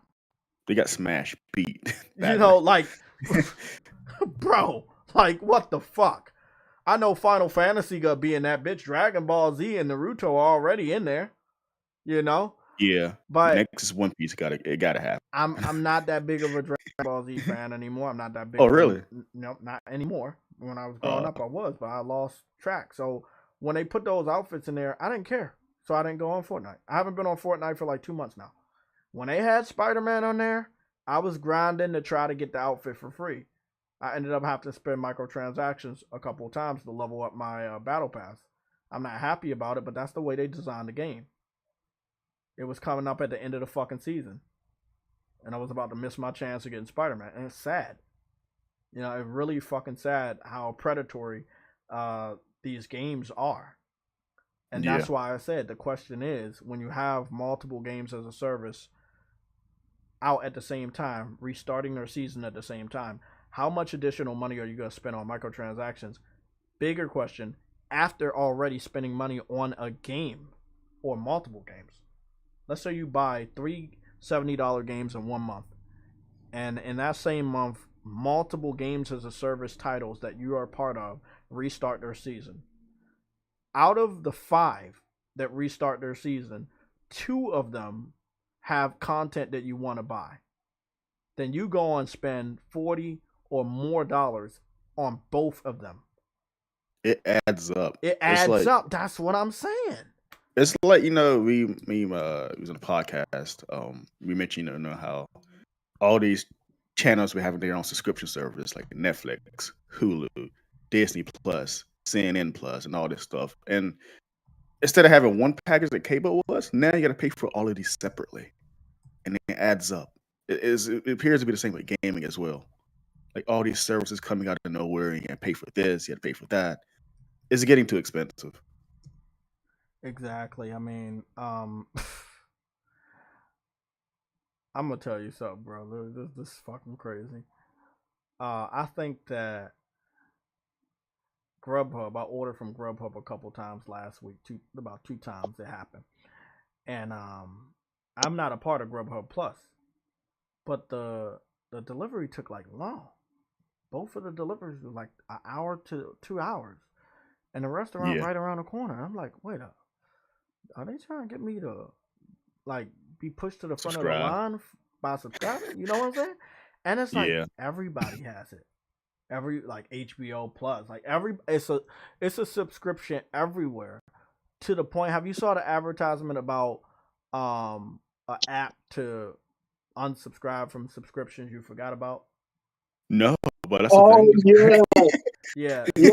There's subscription. There's an app to that you subscribe to unsubscribe to other stuff. Exactly. No way. Like, yes, that's a thing. Yes, because people listen. We get into the meat of all of this. I assure you guys, people forget what they're subscribed to, but the businesses don't because they're still taking their money. Well, let's say you subscribe to Game Pass just to play Call of Duty every year, but you're not playing Call of Duty every month, but you're still paying for Game Pass the whole year. Yeah. You see what I'm saying? I thought about this as well. That's one more bill you have to pay for. And it adds and put it this way, you got, let's say you got Netflix, you got Hulu, you got everything connected. That's then a lot of money, man. Like I was paying for Funimation and Crunchyroll. You can ask Too Witty, for some fucking reason, I don't know, I was against Crunchyroll because I thought that Crunchyroll had too many subtitle animes, and I thought the Funimation was where I could get all my dubs. It ended up the opposite way, and then when Sony partnered up with them, that's when I switched over because I thought they was going to combine. They didn't combine, so I was like, wait up, I'm paying for both. I unsubscribed from Funimation. I'm a dedicated Crunchyroll person, but I saved a lot of money a month. Yeah, I deleted my Netflix subscription because I don't use it at all. I was about to say that. I'm about to unsubscribe from Netflix after Christmas to see what their or if their Christmas lineup looks dumb, I'm going to probably unsubscribe in November. But I've been, man, I cannot tell you how much money I've saved after unsubscribing to so many different things that I was subscribed to that I just don't use. Yeah. Like, bro. Because you realize you look at your bank statements. Exactly. You look at your bank statement like, oh, wait, what's going on? Like, it piles up and things are just high. Unbelievable. I'll tell you right now, get rid of HBO Max because they're tarnishing their own daggone service right now currently. I don't know. I'll tell you after the stream, but I don't subscribe to some of them motherfuckers. I only have, I can name that shit on a few fingers. Crunchyroll, Amazon Prime, because I'm an Amazon Prime subscriber, so I got that by default. Netflix, and that's it. Yeah, I have Disney Plus, Crunchyroll, and Amazon Prime. What else? I did have Yeah, those are the 3 I have. I did Yeah. have Disney Plus, and I unsubscribed because it wasn't consistent, but it's really a good value. So I will say that. Yeah. It's a great I use value. for Marvel, Star Wars. There That's you it, go. It's a literally. lot of classics from them or the old Disney movies that I did like looking at, but I was looking at it like it's not a lot of value for the job and the hours that I was working at the time. And you can ask True when I was working those hours, I had no time. My gaming sessions were only on a weekend. And one of the major gaming sessions was only on Saturday. That's why we made the game cast on Saturday, because that's the only time that I could actually play games. With a more relaxed schedule, I can get more gaming out the way, but I also have time to catch up on shows. I would be subscribed back to Disney Plus, but it's still, again, I like binging shit. And they're on this, we TV know what format. You like, but we want you to stay subscribed for the whole month. So we're going to give you spread it out. Yeah, we're going to have She-Hulk. Do you know She-Hulk started in August? It ends in fucking November. Yeah, they're doing it in a way like TV. It's smart, but it's also the way to get money more out of you. Yes, but what I don't like, because they're doing it by TV, and we have all been used to 40-minute to 50-minute shows. This shit is 30 minutes. Like they're doing it like an anime. Exactly. But everybody, I'm telling y'all, this is all connected. Everybody's doing it. The gaming doing it. Now the show's doing it. Drip, drip, drip. That's what they doing. Like R. Kelly on a Chappelle show. Drip, drip, drip. That's how they fucking doing. They dripping content. Speaking of subscriptions, I made a video recently about PS Plus. I'm not a PS Plus premium no more. I'm a extra now. I don't think it's worth the time right now. Trust me. I said. Listen, I agree 100%, but I already paid for my whole year because I had some extra money come in at that time. Yeah. So I had just put that money down. I was like, you know what? Well, at least I'll be covered for the next year. I see how this shit pans out, and then I'll make the decision later on. So what I think I'm gonna do is that I think my year is up in July of next year. If they don't, mine's up in May next year, but I am going to extra alone. Okay, yeah. So what I'm waiting for, Truity, is to see if they do more for premium between now and then. If they do, by adding good PSP titles, maybe some PS Vita titles, better PS2 titles, I will see if I stay with premium. They ain't go add no Vita titles. They should. I know, but I believe you're right, Tay. They should. Vita is old now. It's over 10 years old. There's nothing stopping them. I don't want to hear these excuses. We know they have the technology for emulation, so I know they can do it. Not only that, you see all these people excited for like NES classics and all this stuff. 30-plus-year-old games. Bro, do you not understand how valuable nostalgia is? And not only that, as you go to, there's a lot of retro stores around me, and Vita games are like over like $60 because people have some of these games, some of these premium games, they're like to purchase them anyway, so like it don't even matter. Yeah, I agree, man. No, man, because they're not giving you any value on premium, bro. Like I agree 100%, man. 100%. The way that they advertised it, they made it seem like they were gonna do good by premium. But me and True Witty have found out that's not the case. Now, this month premium is good. We're getting Kingdom of Paradise, which is a really, really good PSP game. You should definitely check it out if you're a part of premium.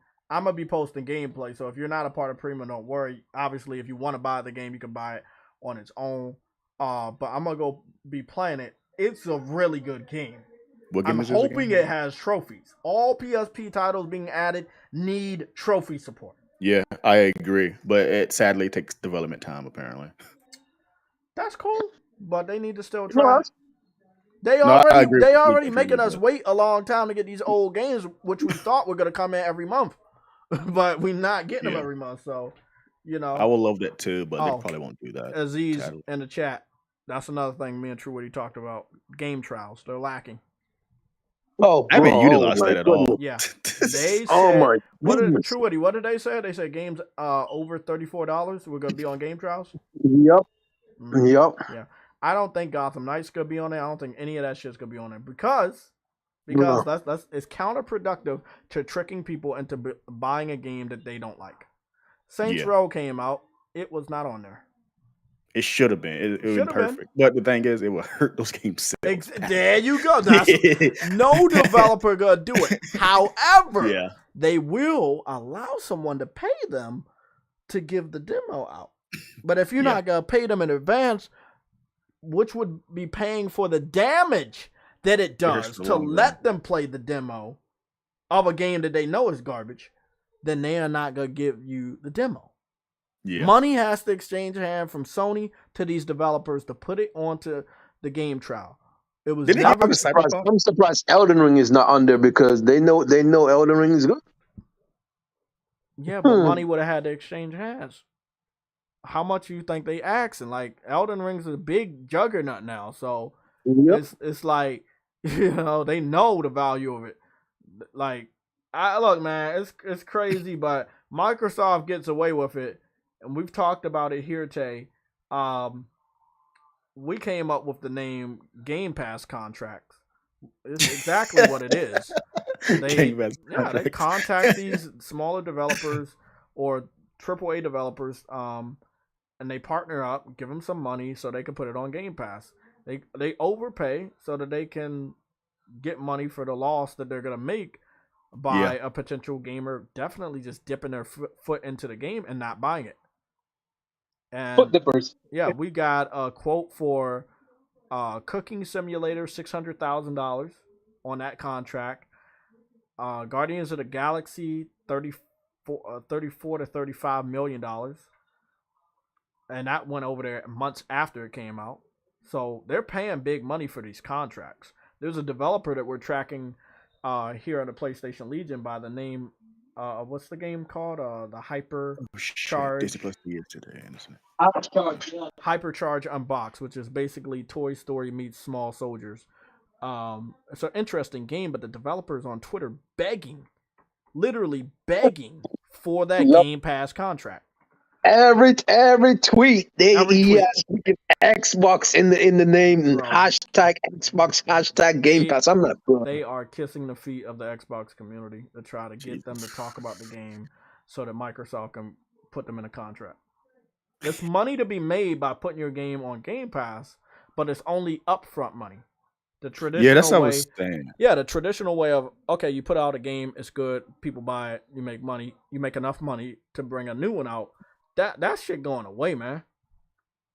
Hey man, if they put that shit in Game Pass, don't bring that shit over here. Simple. Is Game Pass set up like in a way like if you like it, you still can buy it? Is yes, it like that? Yes, Yeah, it does. Yeah. But the thing is, people don't. That's the problem. This is the thing. Yeah. Let me tell you this. If a 5-star chef, you go on, let's say you go out to a restaurant with your girlfriend, a 5-star chef gives you a free, beautiful steak with amazing A1 steak sauce, right? For free. And he says it's for free. And you eat it. And your girlfriend eat the steak. Are you guys going to pay for the steak that he gave you for free? No. Why would any developer expect Xbox fans to pay for a game you just gave them for free? Well, hold on. Why not? Well, why not? Yeah, because you enjoyed it, right? Yeah, but I got it for free. That's saving money in my pocket. That's there you go. Ironically, that's what they say. I mean, that's a realistic take about it, though. Like, I got it for free. Yeah. Do you understand how that could hurt the whole gaming industry? Yeah. Ironically, I asked an Xbox nigga that same question. They said, "Why would I do that? I get it for free. It saves me money." Yeah. I'm perfectly all right with people protecting their wallet and saving money. That's cool, but you cannot say this is healthy. But Jay, that's what sales and deals are for. Yeah, exactly. But did you realize that, like, over time, hypothetically, you Call of Duty is a good example, right? PlayStation players are paying $70 for Call of Duty. Yep. Game Pass Call of Duty players could be paying whatever the subscription service price for a very long time. So eventually they could go over the $60 pay price tag. So they could be paying more eventually to play Call of Duty, right? Yep. Yeah, if that's all the game you're playing, but if that's not all the game you're playing, you are getting away with missing up. Well, If that's not, that's I mean, not. I look if at that's Netflix like that too. I looked at a lot. Like I sat down and I was like, I'm a bad person because I'm paying like $10, $12 a month for Netflix, and I got access to all of this. Yeah. You see what and I'm saying? I'm barely watching all And of I'm it. barely watching it. I don't even got the time to watch all of it. Yeah. But you're giving me all of this. Ironically, though, when it comes to anime, because I still using Funimation until the freaking shit's over, until they freaking fully cancel it, right? Yeah. I'm watching that, and I'm like, bro, I got all these anime I'm watching, and I'm watching them. So anime is different for me. You see what I'm saying? It's different but for when me it comes too, to when it comes to Netflix, I'm not watching barely almost any of this shit. Yeah. Like I look at it, I'm like, bro, this is not for me. This is not for me. This is not for me. I'm like, bro, why am I subscribed? Like, fuck. Yeah, that's why I was like, that's the same with Netflix. Like, I watch a few shows. Like, you know what? I'm not. I noticed him taking money on my account. Like, I don't even use the daggone thing, so I just deleted it because like I saved me money over time. It's crazy, man. I got a picture I'm gonna be putting up on the over image is for Xbox. You guys are gonna like this. They made a limited edition House of the Dragon Xbox Series S, the cheaper younger brother, and they forgot about it then. Yeah, they continue to do this in hopes that people will buy the weaker system. That why the weaker system? That don't make no sense though. I can help you out, True Woody. It's cheaper, not right? selling. Oh, I know. They want to trick people into believing that it's a good value to buy, but it's not. Nobody's stupid enough to buy it, so they have to advertise it more. Believe but the point is, Jay, you're saturating the market with the weakest shit, which makes the developer have to focus on that freaking platform. Believe it or not, do you think Microsoft cares about that? No, they don't care. They want the money. They do not care about saturating the market with weak shit. They did it with the 360. Okay, hold on. I'm gonna go less than a minute on this. I swear, True Woody. Give me this. Give me 30 seconds. Give me 30 seconds. I'm not even gonna go. I'm not gonna go through a long story. The 360 was weaker than the PS3, but they made that. But hold on. They made everybody believe that the 360 was the better system. It didn't have Blu-ray. It didn't have built-in Wi-Fi. It didn't have interchangeable hard drive. It didn't have theme support. It didn't have video chatting. It didn't have PlayStation Home. You couldn't check your news on folding home. You didn't have remote play. You didn't have PlayStation Move motion control, motion camera support. Stop it. And they still tricked everybody into believing it was the ultimate system. Yeah, it's ultimate multiplayer system. So all I'm gonna say, this is not the first time, True Witty, they did this. They were like, yeah, we know we got a shitty system, but we're gonna keep hyping it up until you believe it's good. I genuinely forgot all about that system. In fact, I'm so focused on Game Pass that I forgot the Xbox exists. It was the only system that had to hype it up.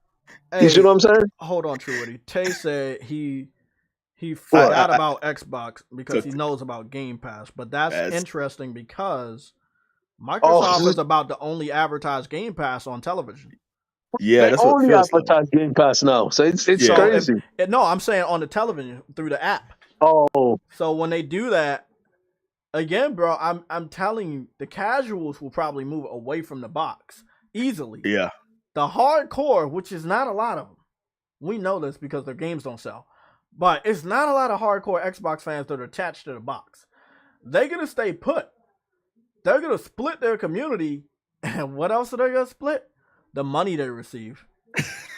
They're not going to get the same amount of money, even for a subscription, as that they are going to get. Yo, Jeff B has a point, Jay. Jeff B has a point. What is I hope it's not a fucking L. Because he had exclusive very good point. What did he say? He said the 360 actually had games people cared about. What? Oh, no. What? Oh, Halo? I never talk bad about the games. With all due respect with the 360, it was a weak piece of shit of a console, but It had people games, cared about. and I will give it this credit. Xbox, the Microsoft brand that generation had fight. They had heart. Yeah. I was respected them like as a peace. competitor, bro. They didn't give up at all. They did good. Yeah. They fought hard. It was dirty. Bro, it was sneaky. It was slimy. But it was a good console generation. Good. It was a good slug fight. Yeah, man. They had a good fight right there. Because you want to know why it was good? Because they pushed Sony to go to levels we never saw them go to. Like they made Sony fight. They made Sony fight. Like Sony actually made them fight themselves because after the credit card fiasco, that's how PS Plus was born. Oh yeah. Look, man. I will always say, Xbox did that shit. Xbox had a hacker, but guess what, bro? What was funny about it is that if you remember when that shit happened, SOCOM 4 had just came out, a AAA SOCOM game. Sony was gonna put their hat in for military shooter, and then the multiplayer got hacked, which completely affected the multiplayer game, which was SOCOM and Starhawk. But yes, it was ultimately the downfall many years later when PlayStation rebranded PlayStation Plus Premium to defeat the thing that they came up with because their gamers don't buy games, which was Game Pass. Game Pass is a complete joke at this point. Like, it's a big joke. No, that day was that day one day thing. They don't got a lot of first party games coming this year. Well, in a while. I like what you just said. Before you said a lot of first party games, you said day and date. Well, that was not the original promise. They did say day and date for their first party, but that slogan carried over to major titles. They cannot secure major third-party multi-platform games day and date this year. I want to know why. We know they have money, but they're not spending it. You want to know why, Jay? You want to know why? They have a budget, and they already spent it on freaking Activision. So that's why they only have the budget to get only the small games. I agree. If I was their fucking parent and they wanted $70 billion, I would tell that motherfucker, well, you don't have a birthday this year and you don't have Christmas. Get the fuck out my face. So hey, I agree. I agree. Mass produced 201 says SOCOM was destined to flop. I honestly think SOCOM's going to come back as a service game. That's one of my theories. Mass, I agree that SOCOM 4 was not the game the SOCOM fans wanted. But as you can see, motherfucker, y'all not supporting what these developers gives, and it wasn't a bad game. I played the game and I beat it. It wasn't like horrible. But when we don't support these games, you gotta look at the game they creating. It's a message in it. I know I sound crazy right now. Some of these games are the last games we gonna get, and if we don't support it, then they're not gonna go on with the series. Some gamers don't know that that's the last game.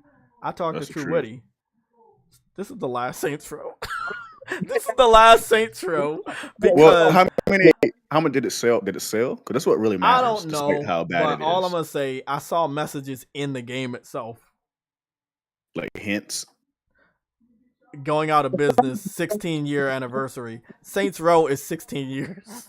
God, is it really? Jesus Christ. Yes, and it's on Let's Pretend, the building. It's like, you know when those buildings be like going out of business? Hey, bro, when I saw that shit yesterday, I was like, oh, fuck. Holy shit. Saints Row came in 2006. God, I'm old. Yeah, look, Saints Row Part 2 was on the money, bro. That's the only one I played. Part 2 made Grand Theft Auto 5 the beast that it is. All due respect to Grand Theft Auto 5, all due respect with Rockstar, but if it wasn't for Saints Row 2, man, not from Saints Row 2. Yeah, they did really, really good with that, man. But Hell, I even took some things from Saints Row 3 because there's a flying bike in Saints Row 3, and they took that straight out. I mean, straight into GTA 5. you had Grand Theft, and all due respect for Grand Theft Auto 5, I just want to point this out. Grand Theft Auto 5 been out for almost 10 years, right? What that means is that the game was popular because it was really realistic. You know, the way you getting shot by the cops, how many bullets you can take, shit like that, the driving mechanics.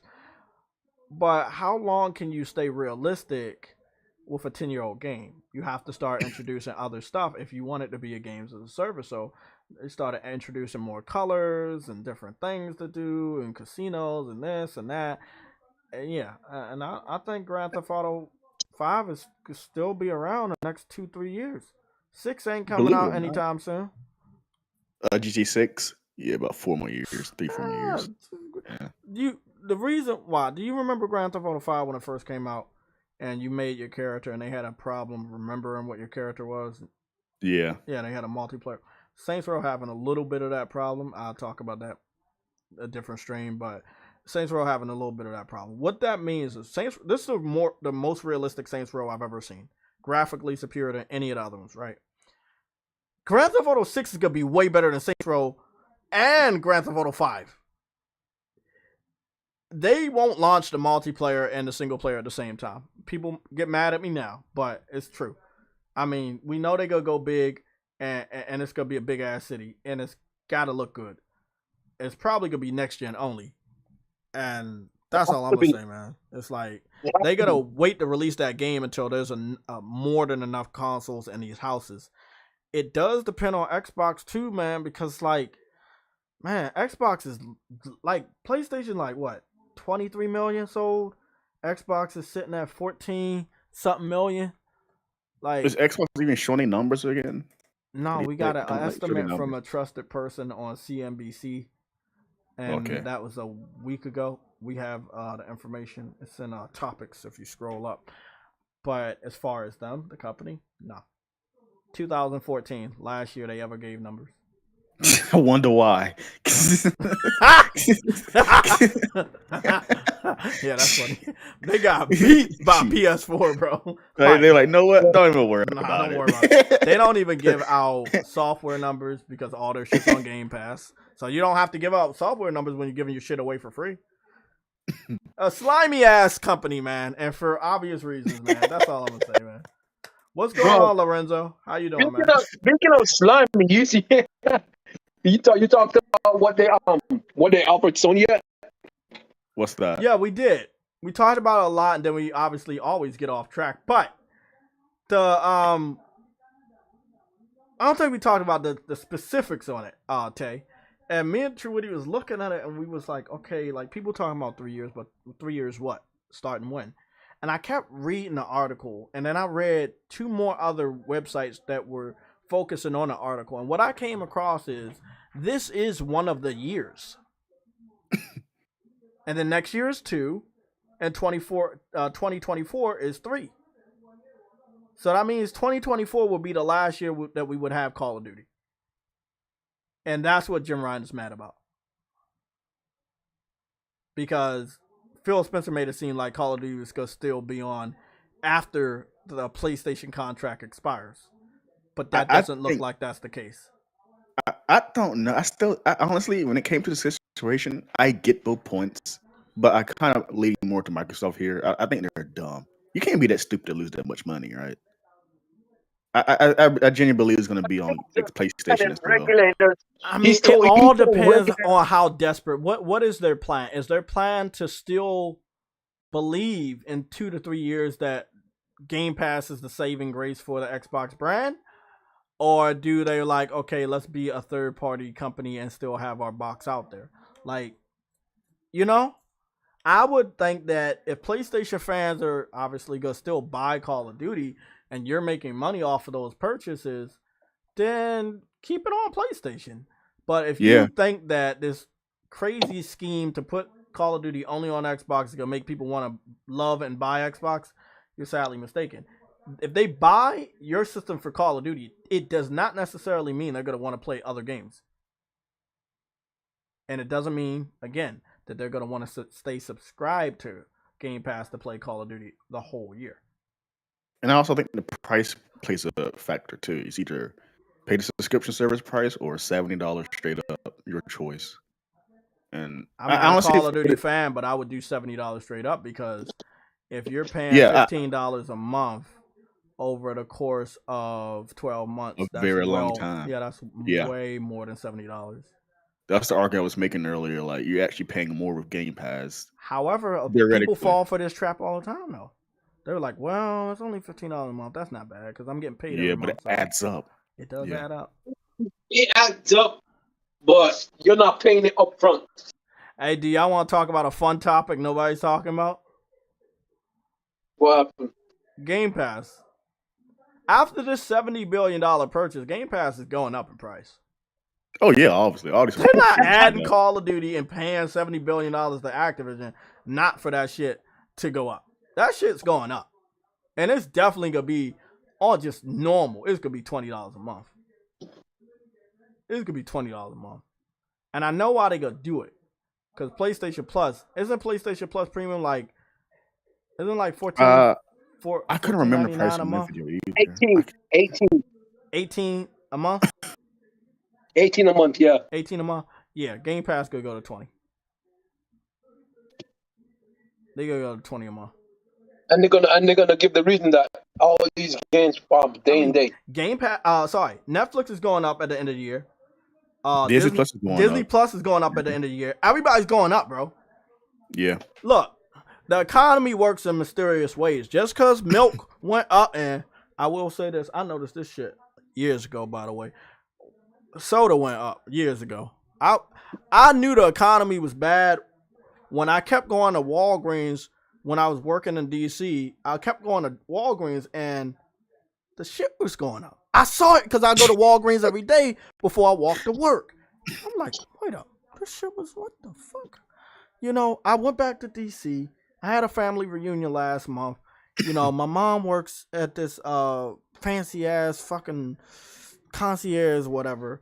So I went to the Walgreens on her corner block, right next to the baseball stadium in DC. So okay, I'm like, oh, let me get my gummy bears. I'm a gummy bear fiend, man. It's like my Scooby snacks. I go after the white pack of gummy bears. I already know in DC this pack is supposed to be $3.99.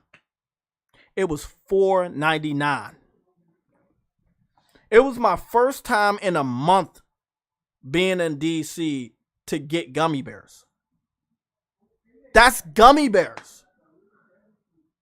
The biggest box of cereal that I always used to get, it was a price that I just didn't give a fuck about. But now that shit's $8. Do you see chicken wings? Yeah. Like $20. My cereal.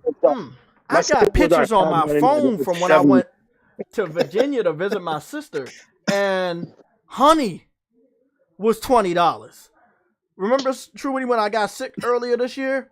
I really needed that fucking NyQuil, and I told you I was sick, and I couldn't get the NyQuil because my check didn't clear. When the check cleared and I went to the fucking store, what'd I tell you? NyQuil was $20. Yep. And that's the small shit. Can I speak something regarding too. Yeah.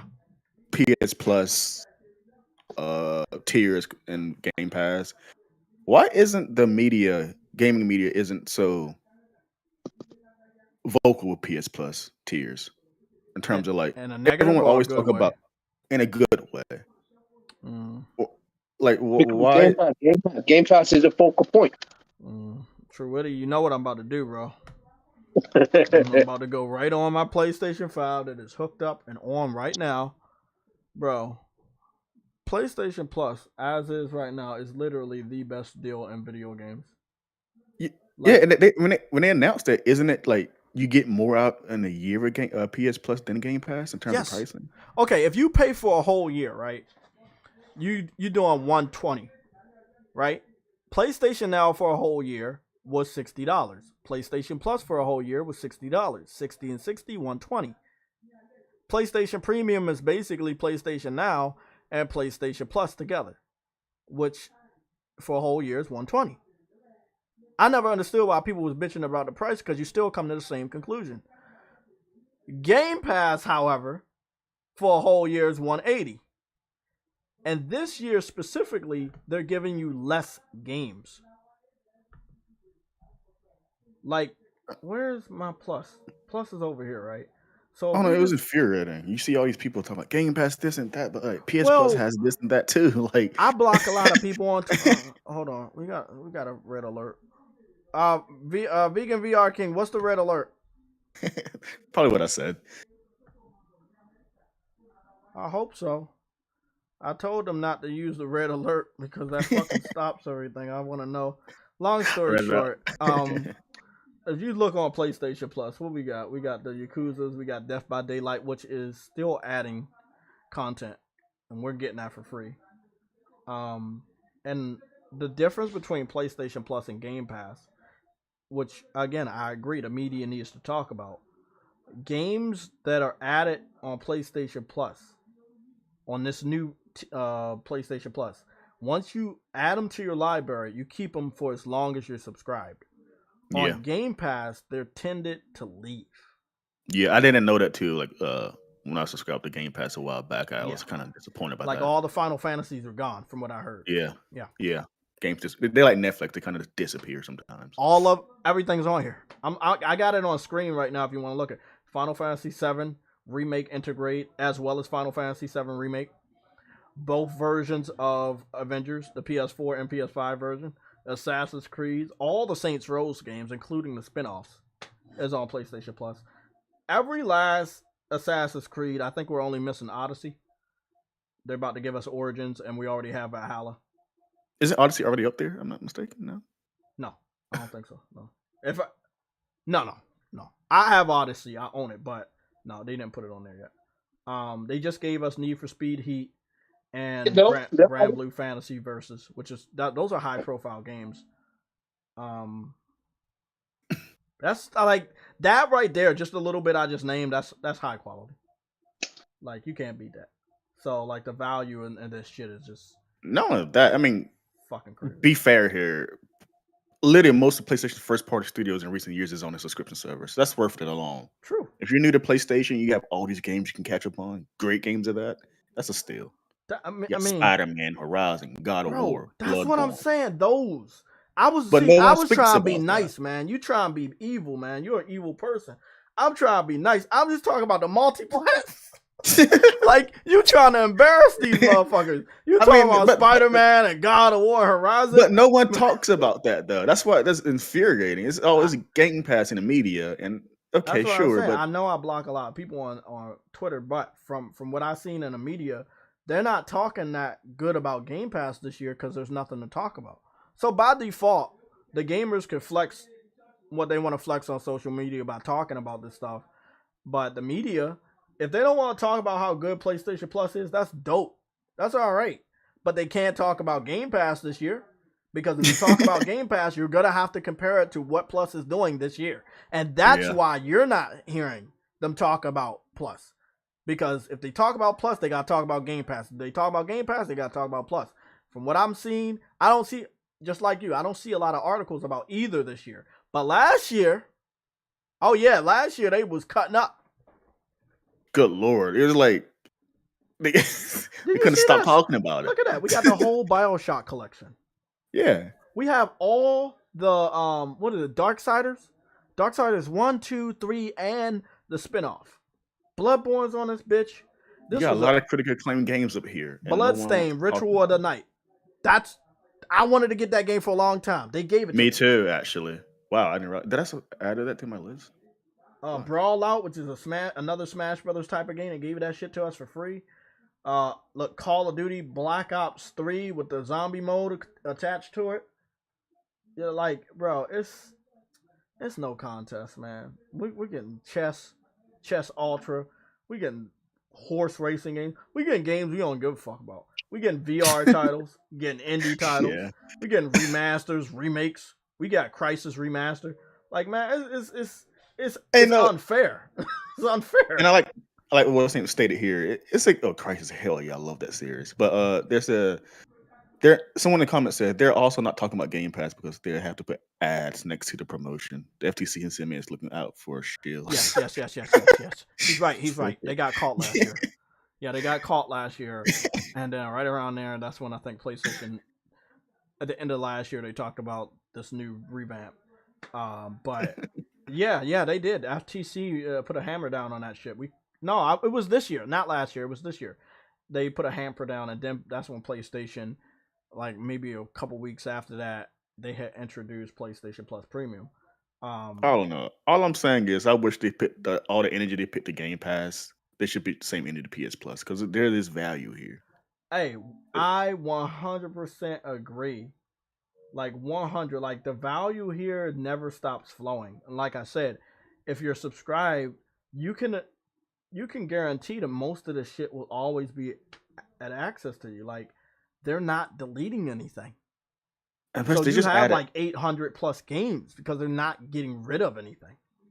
like I was genuinely shocked they added Deathloop here already at the year later. Oh yeah, they're adding that. That's why I have a Is feeling. Deathloop there now, or is it coming in the middle of the month? No, it's adding. It's coming later this month. But That's gonna be big. That's a big FU to Xbox fans. All the God of Wars are here. Every last one. 1, 2, 3 Ascensions. 2018. You know, both of the Gravity Rushes are here. I'm surprised they haven't remastered those games in one package. I think they need to. I agree with that. They need to, but I don't know how many new gen gamers gonna want to go play it. But I think that if they remake it, motherfuckers gonna be on that shit. That's a big task though, because you gotta remake. People who want to go on play or the two PlayStation people. Yeah, I mean, because you should have played 1 and 2 on PS2 by now, or at least PS3, because they remastered them. They remastered 1 and 2 on the PS3, and then they remastered 3 for the PS4. I think there's been ample enough time to play a lot of these games, but some gamers are just late by nature. I don't know. Maybe people are like focusing on a career and family. I understand life gets in the way, but like a lot of these games are like almost gonna reach like 20 years. Dude, Infamous. Dude, hot take though. I'd rather have another Infamous game than a Ghost of Tsushima game. I love Infamous. We got all the Jack, and then what's funny about the Jack and Daxters? We got the PS4 remastered version. Yeah, of all of them. support and all that. 1, 2, 3. Yeah, but that came with what you call it? The was it the Uncharted thing or was it one? No, you only got one. You only got Jack and Daxter, the first one. You didn't get the whole collection. Yeah, I remember it was Uncharted, Legacy, Lost Legacy that they gave. Lost Legacy, yeah. They added Sly Cooper out here too, right? But they're not like the PS2. That's in the middle of the month. Yeah, those are the PS3 versions, which kind of sucks. They need to do the Ratchet and Clank series too. Remaster that, yes. I think like Ratchet and Clank, I'm gonna be honest, I think it will make a good animated series. People might not agree, but I think it will make a beautiful animated series. Surprising, the movie didn't do well, which I don't understand. It's literally the game. I loved it. I liked the movie, but like you said, it was basically cutscenes. But I think the game did a much better job because I don't know, man. It's always touch and go. It wasn't Sony doing a movie, if you remember. It was like a Chinese studio doing a movie. Even Matterfall. Hell yeah. Look at all these look at all these Marvel games we got. Like, we got everything from Marvel, though. I don't think people even understand that. We got both versions of the Avengers. We have both versions of the Spider-Man games. We have Spider-Man Miles Morales. We have Guardians of the Galaxy, PS4 and PS5. Like, that's all the latest Marvel games. And you mean to tell me... I go there. You mean to tell me Xbox... You mean to tell me Game Pass has better value than these 3 games alone? Come on, man. Like, but no one wants to talk about that. What about Mortal Kombat? We got Mortal Kombat 10 and 11. Like, I could scroll down. And that's what I love doing. I love coming to PlayStation Plus, scrolling down, and destroying fucking logic. Because you just... Come on, man. Oh, fucking Ninja Gaiden series, too. I know, right? You see it? Yeah. Let's be fair, though. Those 2 games... what you call it? What's the name? You just not Avengers, the other one, Guardians. Guardians of the Galaxy. Yeah. And the other game is on Game Pass.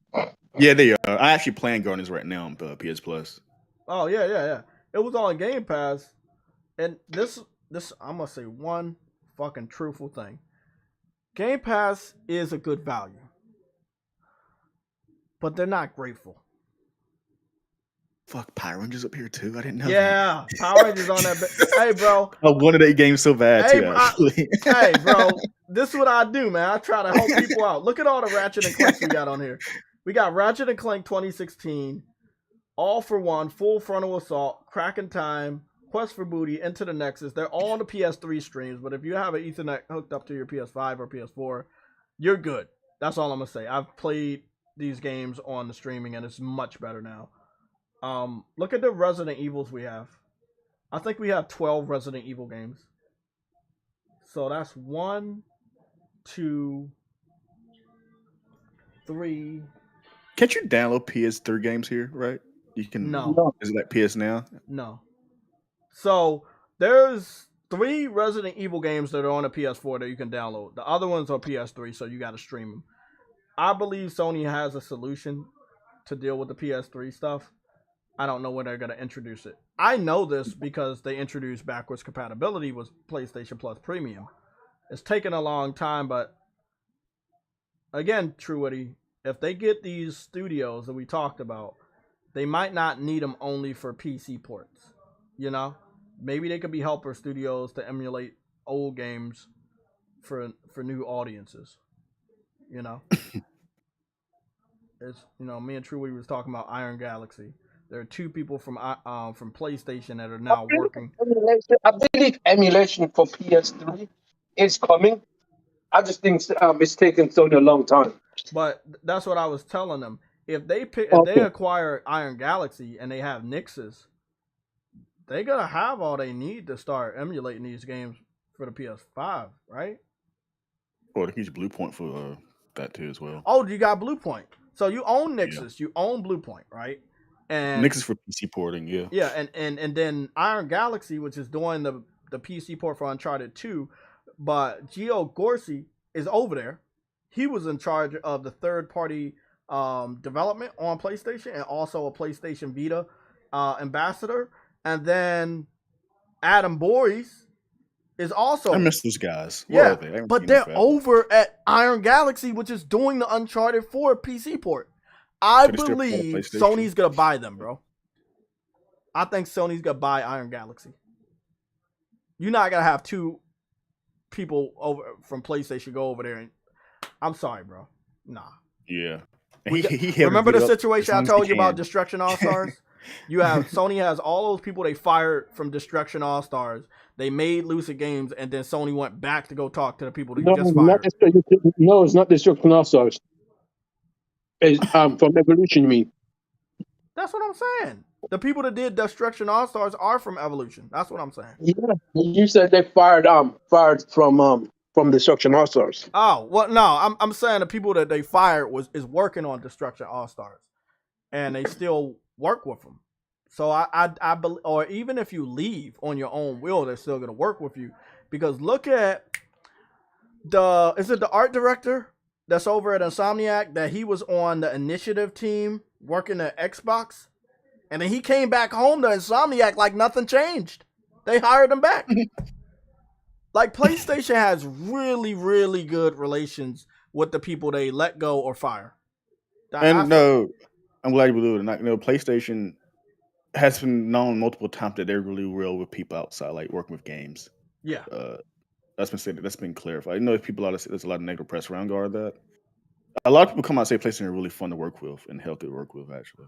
By the way, you said Bluepoint. We have 2 Bluepoint remakes on PlayStation Plus. We have Shadow of the Colossus and Demon's Souls. Demon's Souls, yeah. You literally got the entire PS5 launch lineup on PS Plus. Yeah. Yeah. So like when you buy PS5, you have the service right there for you. Exactly. We talked about it, like, yeah, they're putting games on PC. But the only good thing about that is, if you think they're going to keep putting things on PC and you don't want to buy the games anymore, well, just wait. Maybe they put it on Plus. You know, because they already did it. The whole launch lineup is on Plus.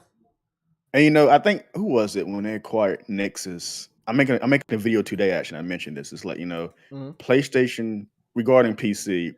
PlayStation has made it clear that like PlayStation audience is the first and foremost with getting these games. PC is the second option in terms of like later. That may change because there's a trend where these games come maybe 3-4 years later after their initial release.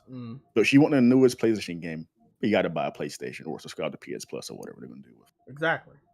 Yeah, and they're using the PC audience to influence those gamers to buy a PlayStation for its sequel. So you don't see God of War Ragnarok on PC right now. Nope. It's not going to happen anytime soon until like what 3-4 years later. Yep. The amount of games they can add to Plus between now and the end of the year make the service even powerful. I see a situation where The Last of Us Part 2 may go to PlayStation Plus by the end of the year. That's a big fucking. That's gonna be a big fucking deal. Yeah. Yeah, they probably announced that at Tokyo Ghostwire might end up on PlayStation Plus by the beginning of next year. Like there are games that are out right now that can be added to the service that make the service even better than it already is, and you don't have to worry about the games aging out. They're always gonna be there. Yeah. 800 plus games, man. 800 plus games. That's a lot. Like PS Plus Extra is so much, in my opinion, personal better deal. Oh yeah, right now I agree 100%. If I knew they wasn't gonna support premium that much, I would have just got a year of fucking extra. If I knew, I wish I knew. Damn, but the deals. Have you saw these deals, man? Like, the games under $15. Yeah. Like, bro, like PlayStation next to Steam. PlayStation's the best one in terms of deals. Yes, I've been saying this for years. They've been going crazy over the last 3 years, man. Yeah, they just been for years. Like every season, bro. Even if it's not a holiday, they got like weekend deals. Yeah, weekend deals. They just have them. Just have them. Yeah. I'm a happy gamer over here, bro. I'm a happy gamer because I know that I have an option not to have to pay for shit. If I want to go down that road, I'm gonna get rewarded as a gamer first, or a PlayStation gamer, because we see how they're moving, But I do want to get my games day one, so that's still gonna be the move. I'm about to head on over here to YouTube real quick, so I can go check out that new. Dude, they got Tomb Raider Definitive Edition for $3. Wow. Oh shit! They released the new God of War video for 1 minute and 55 fucking seconds. God. How do you feel about the marketing with this game? Not people, good. A lot of not people, good. Not good. Not good. I'm hyped about the game, but they're not marketing it good. You think they're overly confident with this name alone? That's a tricky question. Yes. So that's what I think is happening right here. I think they are, but this is the thing. You can be confident with your name, but are you confident that somebody else can sell your shit? Nobody can sell your shit better than you. Even if you have a state of play, it'll sell your shit better than anybody. Like Truity. Yeah. You remember when they showed off Hogwarts? Hogwarts is popular because PlayStation showed it off. Yeah. Not WB. not J.K. Rowling. PlayStation had the state of play. They got 30 it's associated million. with PlayStation. Exactly. Yeah. Oh, yeah. 30 million views.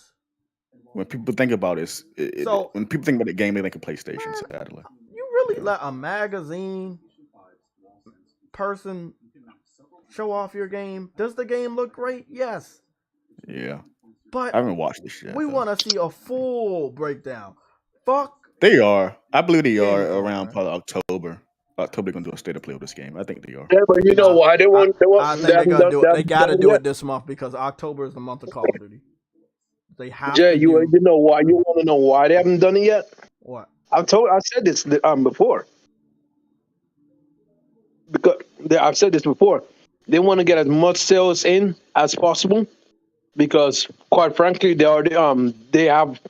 I guarantee they have a trailer that shows it going to PC at the same time. I hope not. No, I don't. I think we would know that already. I don't think they. I don't think they're stupid. Not at the same time, but in the same trailer, they'll say coming to PC at a later date. Like a Oh final well, trailer? if they do that, then that's the end of God of War Ragnarok. Like, you think it's gonna sell good at day one? That's not happening. If they do what they did with The Last of Us Part 1, do you know one of the reasons why people are so against Last of Us Part 1? Because they already know it's going to PC. And they know they're mad at $70 because they know when it goes to PC, it's going to be cheaper. Subconsciously. Isn't $7 games starting to appear on PC now? Yes, but not for Sony. Oh, Not for okay. Sony. They still got a shitload of $50 games. And even Spider-Man was $60, but there were so many discounts that you could end up getting it for $50. So I'm just, yeah, it sucks, man. But yeah, it sucks. Let's see what PlayStation talked about today. Not a damn thing.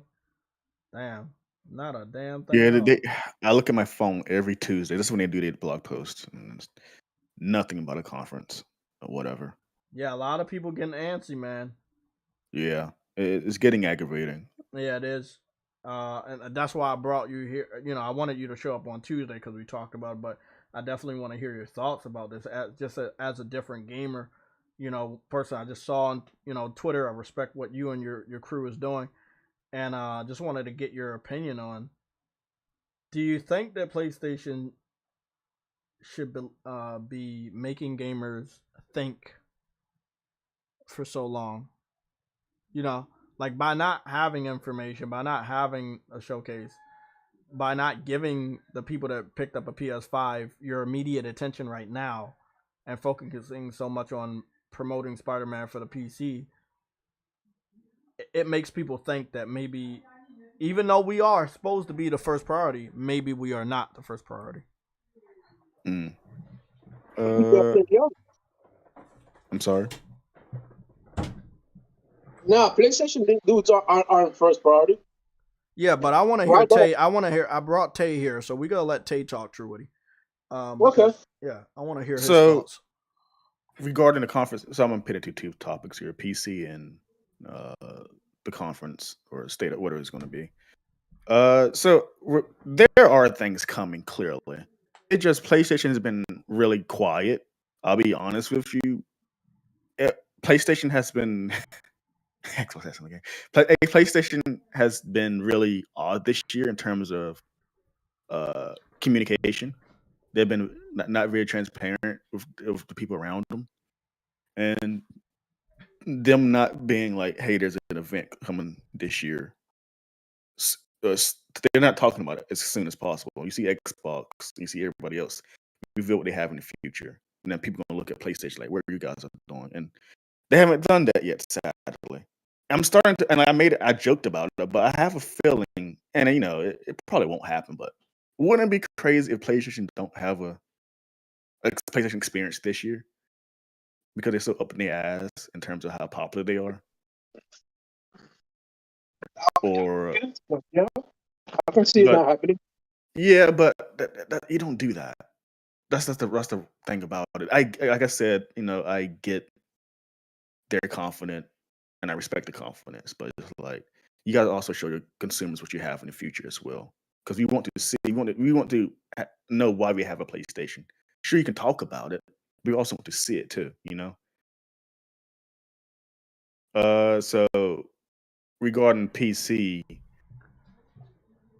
when next, I think it was Nexus Software, the people who ports PlayStation games to PC. Yeah, When they made that for right now, acquisition blog post, they started with yeah. Spider-Man, and then next one is gonna be Miles. Iron Galaxy still has the contract for Uncharted, but I think that starting next year, any more PC ports are gonna be head up by Nexus. But like somebody in the chat told me yesterday or the day before yesterday, they don't believe Nexus could do all the ports, and I agree. That's a lot for them to Yeah. undertake, even if I they're gonna agree. get them out day one. Let's say they get That's them a out do day it. one. Let's say they get them out months later. It's still a lot. That's why I think Sony's looking to acquire Iron Galaxy. So regarding the PC thing, when that blog post came out, literally, I think if you go a few paragraphs down, Herman Host, the PlayStation Studios head, he stated like, basic moral story is PlayStation gamers that plays on console are the main guys here, and it will be the main guys we will support. PC is just a different option. Compared to Xbox and PlayStation, the way PlayStation handle PC is like they're just a completely different audience. You guys will get the later products, and they want you to encourage the PC players to buy PlayStation so get those games first instead of waiting again 3-4 years to buy that PlayStation game. Because, like, for example, there could be like a God of War 3 coming out, and PC gamers are just now getting God of War Ragnarok on PC. And it's like they missed what we played already, and so they want PlayStation wants PC gamers to encourage them to get the newest PlayStation console so it can be with the new PlayStation game ahead of time. If that makes sense. I agree that that's what they think. Sadly, So, most so PC no, fans are so comfortable with receiving these games at a later date because and like I said, I don't like the PC thing. I'll be honest with you. I've never been okay with that situation. I get accessibility. I understand that. I respect that. But I'm kind of old school in terms of these games exclusivities and all that crap. I really am, and I'm not afraid to like not admit that or whatever. Admit that or whatever is like I bought a PlayStation to play PlayStation games. I bought a Nintendo system to play Nintendo games. I bought Xbox to play Xbox games. And it kind of makes to me, that makes the console redundant in a bit to me in terms of like, what's the point of buying a place? Well, not with PlayStation, more so with Xbox. Like, what's the point of me buying Xbox to play Halo when it's already on PC? PlayStation started going down that route as well, so somewhat in a degree. It's like PlayStation getting gaps between their game frames instead of day one dates, which is tolerable. But I think over time, they're gonna do what Xbox is doing. We're gonna release on PC as such as PlayStation. So, yeah. Yeah, it's a when you're going down a hill with no brakes, it's hard for you to stop. It's really hard for you to stop, and I don't like it, and I know you don't like it as a gamer, but if they do acquire Iron Galaxy in the next year, between now and next year, there's no doubt in my mind that they're gearing up to bring more games to the PC at a quicker rate. Now, see, look, the question is like, is it for America PC gamers, Chinese PC gamers, or Japanese PC gamers? Somebody I believe it's for the Chinese. You think it's for Chinese gamers? Tay, you said it's for everyone. Yeah, I think it's for everyone, no matter what.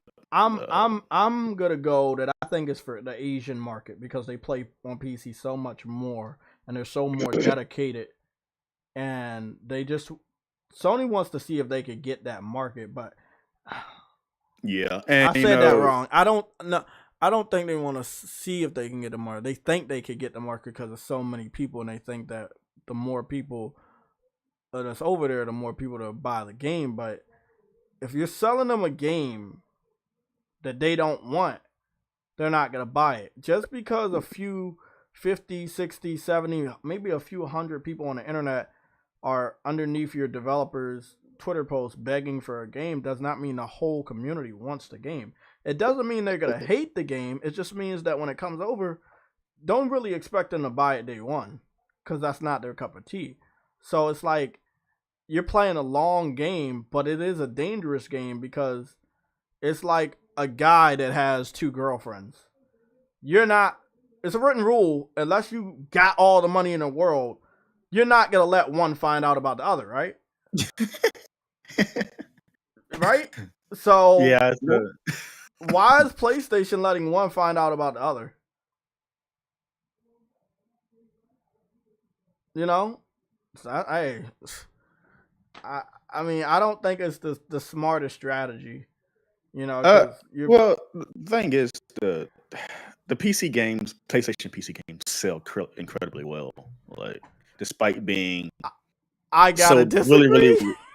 Yeah, but like the thing, that's what confuses me though, because PlayStation games, first-person games for a first-party game, they sell really well. What exactly? Okay, hold on, Truity, hold on. I already know you about to get hot and you about to get passionate. Tay, we got the financials right from at the beginning of this, like towards the middle of this year, right? and I'm just gonna give you the financials we got from the ones they wanted to share. When it came to Horizon, it took 2 years to sell 2-point-something million on PC. And when they covered God of War had just been released in January. They covered it in May, and it only hit 900,000 plus. And then when it came to Days Gone, which had been on PC for a year and a half, that was at 700,000. And these were the official Sony sales reports. That's not good when Horizon sold 2 million on PlayStation 4 in 2 weeks. God of War sold 3 million on PlayStation 4 in 3 days. Days Gone was rumored to be at 7 million before it went to PC. So that's I was like, these are not good sales for PC. And I don't know if they're measuring, or you or anybody is measuring it like, okay, well, this is a single player PlayStation first party console game that has no real competitor, so it is good. Yeah, but it's so many PlayStation games over there that you can compare it. So when Horizon is over there and it sold 2 million in 2 years, and God of War is sitting at 900,000 and no. January, February, March, April, May, and about four. What do we consider decent? Months. I feel like. Are they decent for older games? I think they're decent for older games that are anywhere between $50 and $60. Yeah, that's what they're looking at there. They're looking at like how it's an old game. They're old and they're still selling them for roughly full price. Look at Spider-Man. Yeah, but what about Spider-Man? We don't have a sales report. We cannot talk about that, Truity. I'm not even gonna let us guess because we just don't know. Look, ain't no Spider-Man. A lot of people were huge. Spider-Man's huge, but a lot of people were estimating on what Horizon was selling, and they thought Horizon was 5 million. Remember, they used that estimated website, the Steam Spy, and the Steam Spy said it was between 500,000 copies sold and 5 million. And then Sony came out in May of this year and said, nah, it's 2-point-something million, and it's been over there for 2 years. That's interesting. I didn't know that myself, actually. So trust me, we make sure we keep these facts over here. But I got the screenshots if you need that, just for Yes, send me that actually. I got you. Put it out. But as you say that again goes back to what Herman Host said. PlayStation audience is still the first and foremost people they're going to support. Yeah, because that's where the money flowing in from. Yeah, and you don't listen. Whatever you do or did that make people feel uncomfortable, that will impact the flow of your money, you need to stop it. So I know they like PC. I know they look at those big user numbers on Steam and they're like, man, I want a piece of that pie. That's cool. But you have messed around over there for 2 years and you have not even reached a fraction of what you get over here. Yeah, and it feels like pocket change too. Honestly, it just feel like they're just there for simple accessibility. That's it. Well, Thank you. I was saying the same thing. Yeah, because it's like that's what I was saying. Like, for first party games, exclusive games to sell really well without any other platform but PlayStation, that's good. These games are selling really, really well outside of just on PlayStation. So when they come to PC, despite being years later and they're only making a little bit, honestly, I believe PlayStation would have been completely fine for importing the PC. That's my take on it. Yeah, I feel like they would have been all right. It's just that look, I think when somebody else do something, you tend to follow. We all are telling them not to do it. We say, hey, bro, Xbox is failing. Don't do it. But it's like they're a big company and they're not hearing us. Yeah, that's true. And if these sales numbers continue to be that same consistently way throughout the years with future PlayStation games, then it kind of clarifies that they really don't need to do that. They're just doing it simply because I will say one thing. They do like the games. The modding community, I kept track of them. They love Spider-Man, obviously. I don't even have to do research on that. You see mods for the new Spider-Man game all over the place. Twitter, people just posting it. God of War, they did a good amount of mods. They didn't care about Horizon. That's why Horizon sold 2 million in 2 years. They do not like that game. What about Days Gone? Wasn't it the first PC port? Yes. That did not sell well. No, Horizon was the first PC port. Horizon was? Yeah, Horizon Zero Dawn came out in 2020, and then Wait, wasn't it Death Stranding? well, yeah, but yeah, it That's not a Death PlayStation Stranding. Studios game. No, it's the first. They own the IP. First party game. They own the IP, so it's first party, and they did allow it. We had a big discussion about this on Tuesday. They did allow PC. it. But one thing I don't understand is Sony owns the rights to Death Stranding. Everything related to Death Stranding is because of Sony. They bankrolled the whole thing. However, when it came to their financials in May, they don't talk about Death Stranding and how much it's making on PC. They don't talk about the Quantic Dream games that is on PC. So because it's made by a third party, I don't think they are at liberty to talk about the financials. But Kojima said that it had hit 5 million last year, I think. Yeah, and I actually figured that out like a few weeks ago. Like, that was 5 year. That was 5 million in like 2 years. So that's not bad. That's not bad, but it is still pretty bad. I think that if he would have withheld the information of it going to PC a little while longer, he could have got a bigger boost on PlayStation. But he announced it going to PC the week before it actually came out on PS4. Like I feel bad for saying that, like, you know, these games don't need to be on PC because they don't, honestly. They don't. And I mean, I know that people want to play. I know people want to mod. I understand, but financially, like you said, they're chasing pennies, and they've been making billions of dollars just messing with one fucking platform. Billions with a B. Like, so again, I can't stop them, but I wish they would stop. There you go. I can't stop them, but I wish they would stop. I agree. You know, because it's like all I'm gonna say is you now have the games on PC. The people that I know, I studied, that were begging for the games for over 6 years now, you now have access to the game. At this point in time, you shouldn't be frustrated. You shouldn't hate Sony. They gave you what you said you wanted. Now it's your job. And a lot of them, that's why I call them PC port begging trolls. People hate me for using that term, but I will use it. But it's true, though. It's true. I got something to go against that too, as well. And I say PC port begging trolls, and I'm gonna name it. I'm gonna tell you why I named it that. They're PC, right? They're on a PC platform.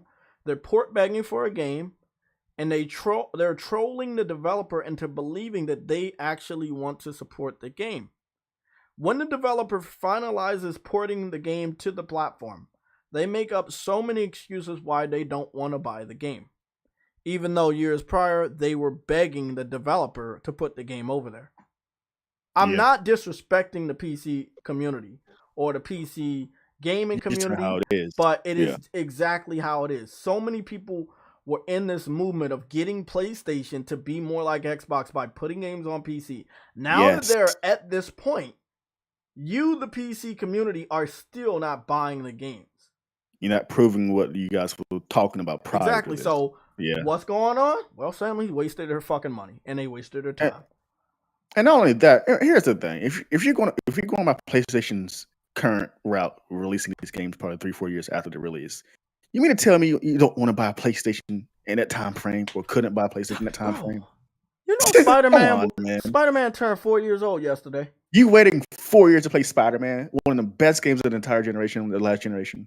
You waited 4 years for that? I refuse to believe that. That's what I'm saying, man. Look, there's some movies that, even though we're like still in a portion of the pandemic, I didn't give a fuck. You know, me and my ex-girlfriend at the time, and my coworker and his 2 friends, we made an event, which I didn't do a lot, especially in the pandemic. We made an event to go to the movie theaters to see Spider-Man No Way Home, No Way Home. Bro, it was awesome. Yeah, it was awesome. When you really want to see something, you don't give a fuck. You don't. That Black Panther movie, if it doesn't get delayed, my mom already said let her know. We getting 8 tickets. We gonna make a family event. Like, nothing can stop you from doing what you really, really want to do. So I cannot believe they witnessed greatness on Spider-Man and was like, yeah, I'm just gonna wait for it to come to PC. And that experience makes the game, or I hate saying this, but it makes the thing better too. Yes. You're part of that. You're part of that conversation at the time. Doesn't just diminish the quality of the game or movie. It doesn't, but there's something special there that you played it there first. I want to ask you a question. People think that I'm evil, but I just want to say, okay, if Spider-Man's been out for 4 years yesterday now, so it's now a 4-year-old game, and as a PC fan, you watched other Twitch streamers or YouTube stream Spider-Man years ago because you didn't want to get a PlayStation, so you found out about the story. If I spoil the story for you, am I bad? Even if you already spoiled the story for you? Can you claim that I'm preventing you from buying the game and then you go and pirate the game, even though you had spoiled the story for yourself years ago? No. That's what I was saying. Because I know like, a couple people was like, bro, well, you're spoiling the game, man. I'm going to go pirate. I'm like, well, I already know you watch other people. Like, it's been 4 years. You ain't dodged that many spoilers. God, I hate people that watch cutscenes on YouTube. That's a pet peeve of me. Oh, yeah. Buy the freaking game. Play the game. What's a pet peeve? Yeah, that's people that watch the story games on YouTube. Like, other than no. You gotta play the game, man. Come on. Yeah, you gotta play the game. I agree. You gotta freaking play the game. Oh, other than it was a Telltale game. I found that collectible today on Saints. Which one? It was one pallet up in the mountains. Oh, I found it, so now I can platinum it. All I gotta do is beat the story today. How did you find it? If it wasn't, I looked at a YouTube walkthrough, and I was watching the whole video through the walkthrough. He got to the 3rd pallet location. I went up there, and I just kept moving around the bushes, and it popped up. It wasn't even there before. I swear on everything, it popped up. It just popped in, and I was like, bro, I was almost crying, bro. I was so thankful. It was a pop-in? Yes, it was a pop-in, bro. It even popped in on the map. I was so fucking thankful that shit had popped in. Bro, you don't even know. My goodness. Bro, that's just hilarious. I was like, bro, Saints Row got some problems, and it's the motherfucking junior developers. Oh, I was trying to stall for a minute because I didn't have the fucking picture. I got the picture, bro. We talked about this shit months ago. The financials, this was in May. Damn.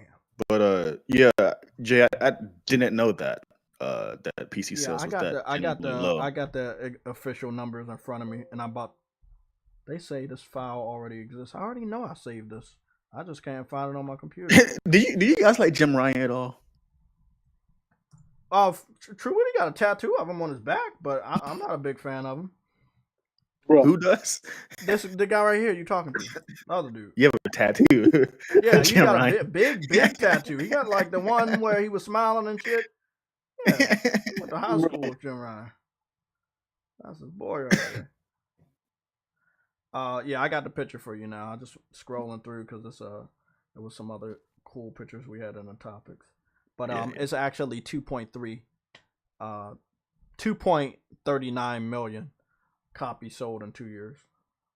That's pretty bad for Horizon. 2 years. Because that's how much it sold in 2 weeks on PS4. And I'm probably reaching here, but it's always, when you mentioned earlier how it's always places you got to copy Xbox. Was it never Nintendo? I don't feel like you need to do it. That's what I think a lot of people mad about. It's like, bro, you were winning. You do not need to copy the losing strategy. Like, that's how I feel about $7 games, man. I'll be honest with you. Like, people are still going to support it, regardless of what you see online. Exactly. I agree. There's things they don't have to. I get something they can do, but realistically, they don't have to. People are still coming to them. So. I agree 100%. Xbox has no games until 2025. That's funny. Who's making these freaking graphics?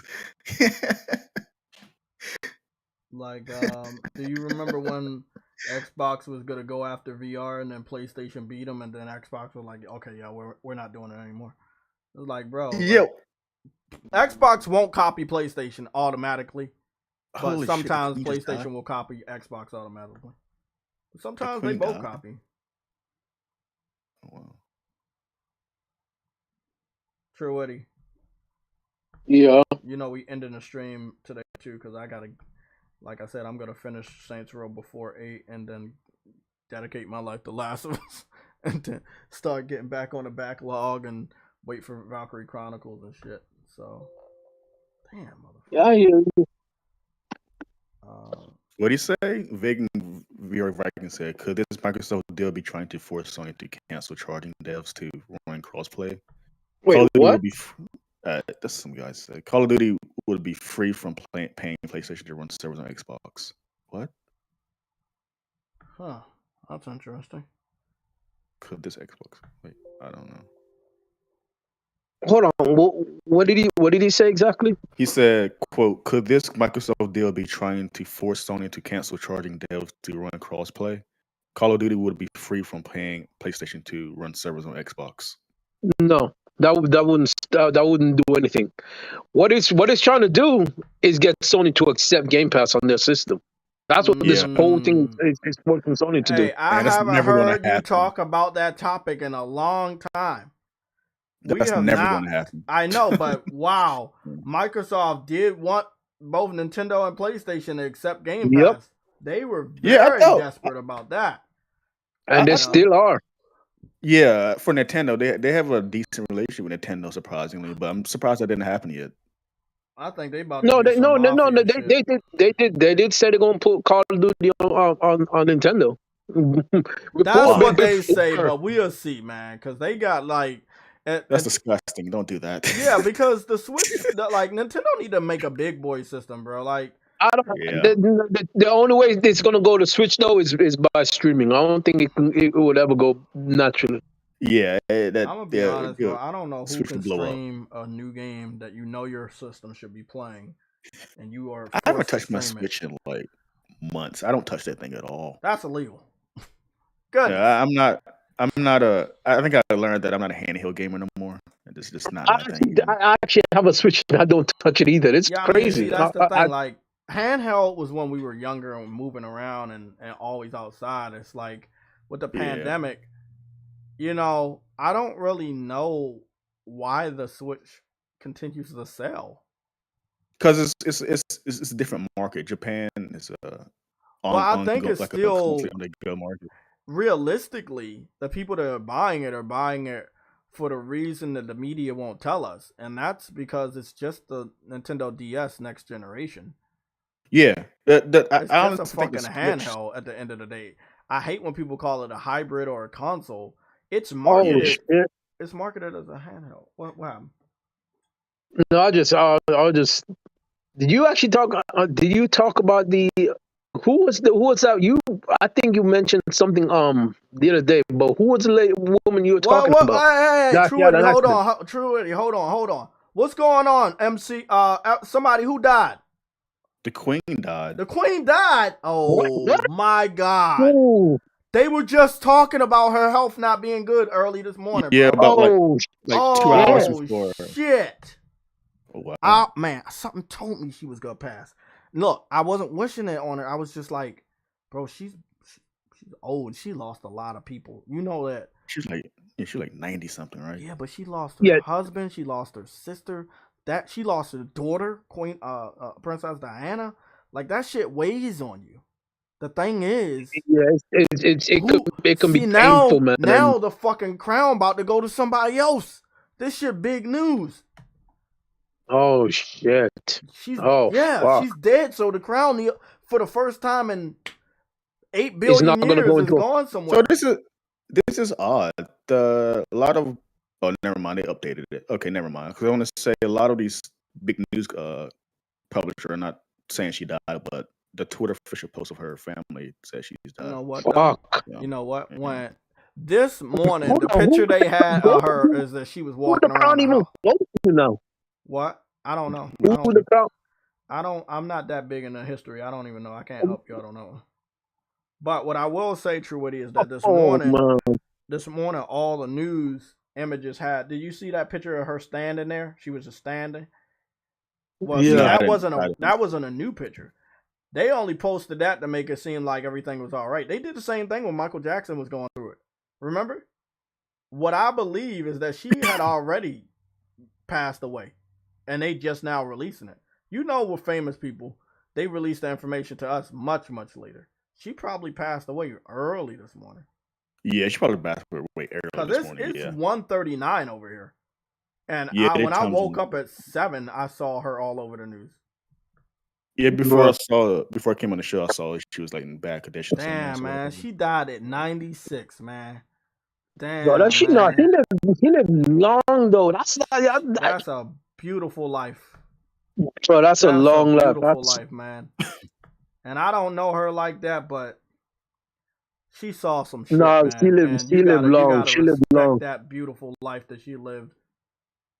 Damn, bro. Wow. I just realized Betty White's older. Hey, but according Betty White, Betty White was older than her. Yeah, that's it. It's crazy. Oh, by the way, speaking of females, the new episode of She-Hulk was really good. It was good. It went from good to bad to good again. So wait, don't spoil it. I'm not gonna spoil anything. Episode 1 was really good. Episode 2 sucked. And then the last episode. No. How many episodes is this? Is this episode 3? This episode 4, I think. 4. Yeah. Okay, so the last two. So the last two episodes sucked. Episode 1 was good. This episode was really good. Really, really good. Like, this was good. Oh shit! I can't wait. Like, you gotta watch. And it almost filled out the whole 30 minutes. And the after credit was really good. So, don't tell me what it is. I think what it is. It's about Game Pass and Game Pass accessories.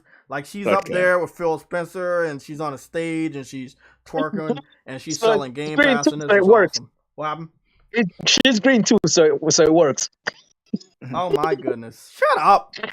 You say that loud enough, they gonna do one of them limited edition Xboxes like they always do. They already got one for House of Dragon. Come on, Brody. Don't do that. It's Disney Plus Day too, so there's a lot of announcements we want to get a lot. Whoa! What do you say? There's a Disney Plus announcement. Well, Disney Plus Days today. Oh, whatever. Yeah. Isn't there like a gaming show for Disney tomorrow? I want to stream that.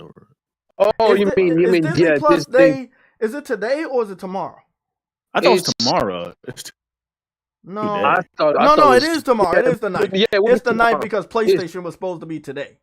Disney is tomorrow, and then Ubisoft is this weekend. It's gonna be a nice week to cover news. Nice weekend. It will be, but I'm goddamn. Oh man, I can't watch a Disney one tomorrow. I'm at fucking work, but I'll watch it afterwards.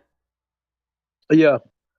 Well, we about to close out the stream. It's about to be 2, so I'm gonna get back on Saints and I'm gonna run through it. If you need any help with anything, I can help. Someone said Mitch McConnell's next. I also got the fucking platinum for Multiversus today, also, too. You managed to get it today? Yeah, it only took 1 match. Oh, I was damn. I was already at 500. It took 1 match. Bruh. Yeah. That was actually kind of lucky. But I was losing every match this morning. So it didn't feel that good to get the platinum because I lost every match. Bro. Yeah, there's a lot of tryhards. That's what I don't even have any interest in going on. There's too much tryhards on there anymore. I'm like, bro, I can't be bothered. I'm gonna tell you, I went up against a lot of PC dudes, man, and it's not fun anymore. Sweaty, huh? Yeah, very sweaty.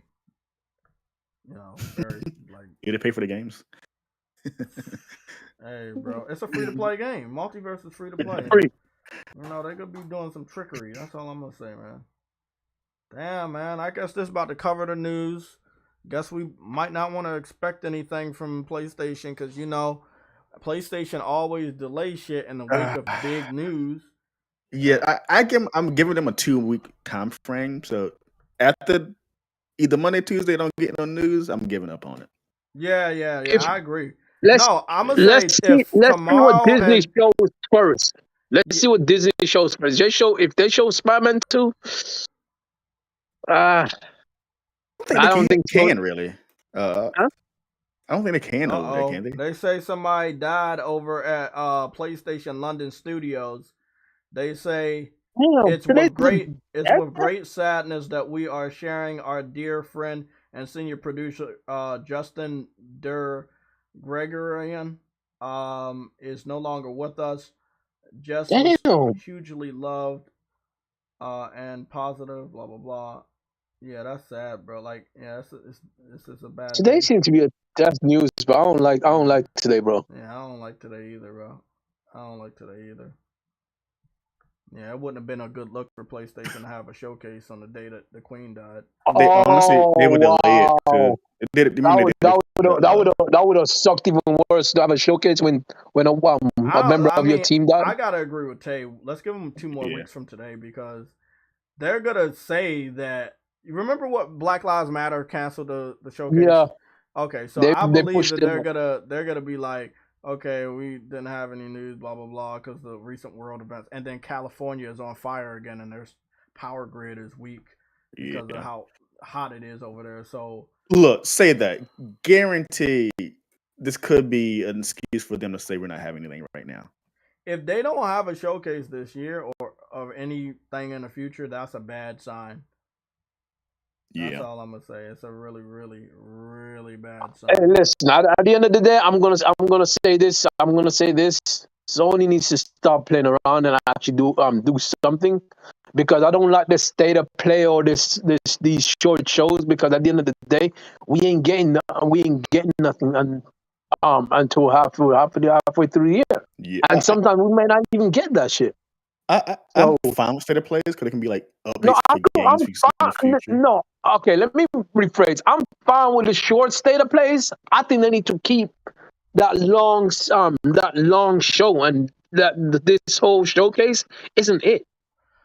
Can I read something off to y'all that's not related to gaming? I think these state of plays could be for games that are coming up. Like, you know what I mean? Yeah, like immediate games. Yes, immediate games. The showcase is supposed to be for the future. I think they need to have a full showcase every year to just wrap up all the games that are coming out in the immediate future. I think they need 2 showcases? Huh? Because they have one in September every year, but this showcase is like always like 40 minutes or something. It's very short. No, that's why I'm saying that they need 2. They need, like you said, they need a showcase to talk about immediate games. Then they need a showcase about the future. The one in September can be about the future. The one in the beginning of the year or towards the beginning of the year can be about games coming out the rest of this year. Well, this is how I view it. Like, the PlayStation experience is the main course. The state of plays are just like basically the side dishes of what we're getting. Yeah, put it that way. Yeah. I think they need to have at least an hour to 2 show to show all what you're doing for the future, right?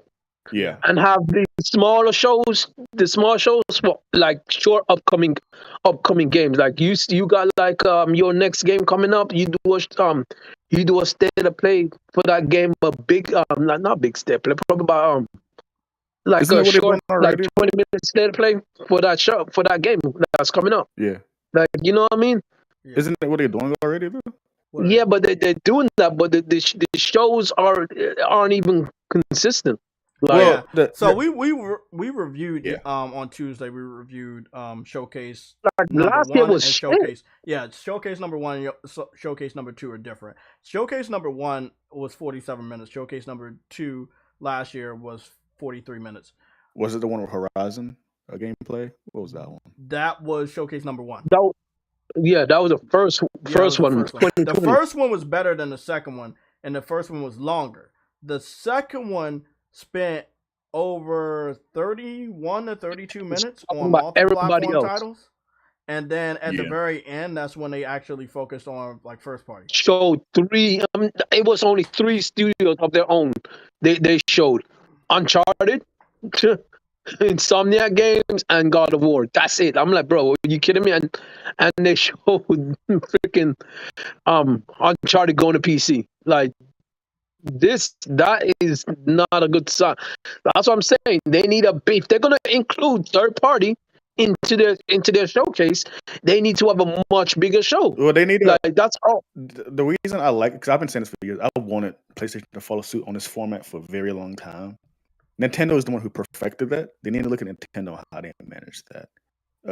PlayStation doesn't have that oomph as Nintendo does. The real issue with Sony is pushing all their games on PC, so they got and then on top of that, they're also what you call it.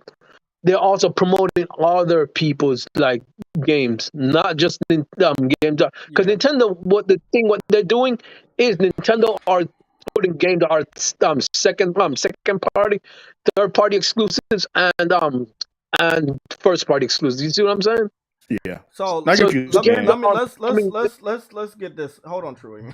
I know you getting all hyped up and shit over there. So look, they need to have, and they've actually done good, Trudy. We know this. We can't say they haven't done good this year. They have specific. Hold on. Let me finish. They have specific showcases sometimes that are called state of plays. Remember, they have indie focused state of plays, third party partners focused state of plays, game focused state of plays, like the state of play that was only about Hogwarts, or when Ghost of Tsushima came out, or when Horizon was about to came out, and they had single games. Said those are good. Yeah, those are good. Those are good. The game state of plays. Sadly, I don't understand why we don't have a God of War focused state of play. Yeah, we're gonna get one. I agree. We're gonna get it. The reason why I'm bringing it up is, why would you let Game Informer show off 1 minute and 40 seconds of the game, like instead of yourselves 2 times a week? Yeah, until like the power that you have to do a state of play is gonna get you more views, more attention versus a few thousand views for the minute and some change that you want to show over again. Have they even promoted that Game Informer article or whatever? Apparently, Game Informer PlayStation isn't. No. Apparently, Game Informer got 5 minute footage, and they're showing they're splitting it up into 1 minute each. And did the PlayStation? They have 5 minutes and they split it up. So yeah, are they done with it? Because they did 2 videos this week, and they did one video last week, and then they did one video the week before. So I think they done. Right? Or maybe they got one more video. They probably got one more video. I'm not sure, but because that might be 5 minutes. That might be minutes. It's supposed to might be minutes. The 60-day. Let me go check my pre-order. I think today is. You see the Twitter? Look at the Twitter topics. It says "Rest in peace, Boza." Hey! Oh my God! I see it right there. Oh my. Hey, bro, the internet has no fucking chill sometimes, bro. No, it doesn't. They bro, they said she's dead. That's trending. She's dead. And all caps. Good. All caps. Yeah, damn, man. Bro. Don't let the internet know about anything. They don't. Okay, so True Woody. Right now, it says God of War Ragnarok is 61 days away with 11 hours. Tomorrow, God of War Ragnarok will be officially 2 months away. I don't think that they should leave it to Game Informer to promote their game. They should promote their own game. Of course. I'm a little worried about what's going on with the marketing team at PlayStation, and everybody else has been worried too because they're just not acting right. However, we are on a tight schedule today because I got to get some games out the way, and I know that a lot of you guys want to see me start playing Last of Us, and I promise I will. But I need to platinum Saints Row, and I might come back at 8 o'clock if I beat the game before 8 o'clock. I might come back and have a Last of Us night stream when it's gonna be dark in my room, and I'm probably be scared of the fucking clickers and shit. But I want to say thank you to Ty Infinite. Big shout out to you, man. I'm so glad you were able to come by and chop it up. True thank you for having me. Yeah, no problem. True Witty, Cyber Dragon, everybody in the chat. I know we're getting out of here quick, and I normally stay long. Vegan, are these real red alerts? Huh? Are these? This guy posted a lot of Do red you want alerts. me to just stay here? Because if you do, I can platinum the game in front of y'all. But damn, motherfucker. Shit. I don't have the energy to platinum Last of Us at all. No. That. I think it's going to be a little easier because no, never mind. No online this time, right? Well, No, it's that, but it's like I still got to find them fucking necklaces, and they don't shine the way they were shining. You know, like they had to shine that way because it was a video game. I know this sounds weird, but now that the game is more realistic, it doesn't shine that bright. It glistens. Okay, so you can miss it easily now. So I'm gonna have to look. I'm gonna have to look at a walkthrough. Fuck that shit. Look at a walkthrough. Bollocks. Let's go see what y'all talking about. Now, if one of y'all motherfuckers are wrong, you get an L. So what we got is the Stalker 2 is getting delayed and they are canceling pre-orders. I mean, that sounds normal. Didn't they put the game on Game Pass and it's not even coming to PlayStation? Wait, Stalker 2 devs canceling pre-order. Wait, what? I'm stuck. Okay, let's continue. There is a rumor 6 minutes ago coming from one outlet saying that rumor has it that Stalker 2 has been delayed. Its development process was slowed by the Ukraine-Russian war, and they're still fighting over there. So, again, Xbox fans, I told them that kind of like temper their expectation. They were looking forward to this game, and now the game wasn't that their only game this year? Pentiment. Oh yeah, I forgot. Goddamn. Game of the year. Game of the year right there. Pentiment. I forgot about that game. Nah, I'm just fucking with you. Nobody gonna play that. But yeah, this was supposed to be their only game except for Crossfire X, but we see how that. Wait up. Hey Ty, do you gotta go? Tay. Damn. Yeah, what's up? Call you Ty. Like you a Digimon tamer and shit. Okay. Are you a Digimon fan? I love Digimon. Dude. Hell yeah, man. Love me some Digimon. If you have to go, you can. We might be here for a little bit longer because I have to go see. I need to do some research with the crew about. There was a multiplayer version of Crossfire X, which I believe is a conflict for Call of Duty. Like, I'm not really understanding. Bro, what is up with pregnant with these muscle women, bro? I see him on my timeline too. I don't know. He got some fetish with She-Hulk. I don't know what the fuck it is. He's been going crazy. I mean, who doesn't, right? Hey, you know what? I'm gonna say it that they did good with She-Hulk. I'm gonna be very respectful with my statement. They did good. She's not too muscular, but she's not too weak. She's just right. You know, and that's all I'm gonna say. They did really good with She-Hulk. This, bro. Hey Tay, I'm gonna tell you right now, we're gonna be here for a long time. I don't want to take up your time. I know you got video. You know, if you gotta go, that's perfectly all right. Yeah, but I have to. She-Hulk, watch that shit. Have a little snack. It's gonna be good. Okay, I can't wait for that. You gotta be hyped. Yeah, man, that shit is the best. That's like it's matched up with episode 1, but it might tip over. Cause somebody's in there. His name starts with a P. Phil. Phil's in there. You gonna love it, bro. And Aaron Greenberg. Oh Lord. They done a little X symbol like Wakanda forever. We should stop playing around because we know they like doing those partnerships. So yeah, we might, and both of them are green too. So we might not want that. Well, yeah, I'm gonna have to head out of here. But okay, man. You're welcome back anytime. We're gonna try to get the rest of your crew in here and figure out some better schedules and stuff. But again, I'm grateful for you coming here. Everybody, his link has been pinned to the chat and will stay pinned for the rest of the stream. So it's right there. It's gonna take you to his channel. I would really appreciate it if you guys go subscribe to him and support him and his crew. Thank you. It would mean a lot, actually. Like I said in the chat, I also talk about PlayStation news called PS Insight. So I make quick PlayStation news videos. And if you like that, you can please check that out and give me your thoughts about that show. I Y'all love making have those a videos. y'all have a group YouTube, or do y'all stream it on your channel? The Drunken Ship is this is our channel together. We just upload our podcast up there, but like a separate video is like a separate thing. So Okay, like so can you give me a link listenership. to your the PlayStation Insight? I want to get that out there too. The playlist. Oh yeah, the playlist for the ones that Yeah, y'all do gotcha. with the news, yeah, because I want that definitely Okay. want them to follow that. Crossfire. So guys, we're gonna be Is here. it Drunken Ship? Yeah, Drunken Ship. Drunken Ship, yeah. Okay. But on my personal, I upload PlayStation videos up there. That's my my little show up there, PlayStation Insight.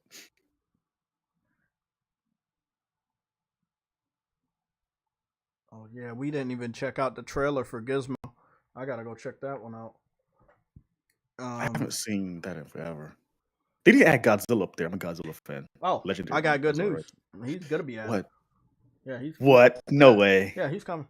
He's a WB property. Yeah, going. W properly. Yeah. He's going. Raven's Yeah. going. They leaked the whole list months ago. Yeah, but it's definitely Godzilla because he has a movie coming out soon. And they're gonna do cross promotion. Gizmo Makes sense. I never thought about that. Gizmo is getting his own little animated show. I'm not a big fan of that because I like the Gremlins, like the real movie. So I'm gonna probably go back and watch that. But you know, I love me some Gizmo, man. Like that Yeah, show's I used to dope. grow up watching Gremlins. Yeah. So the conflict of interest that I'm seeing with Microsoft is that they got a lot of shooters on their platforms, but that's not necessarily a good thing. You got Call of Duty, Doom, Crossfire X, and Halo all battling it out with Gears as well.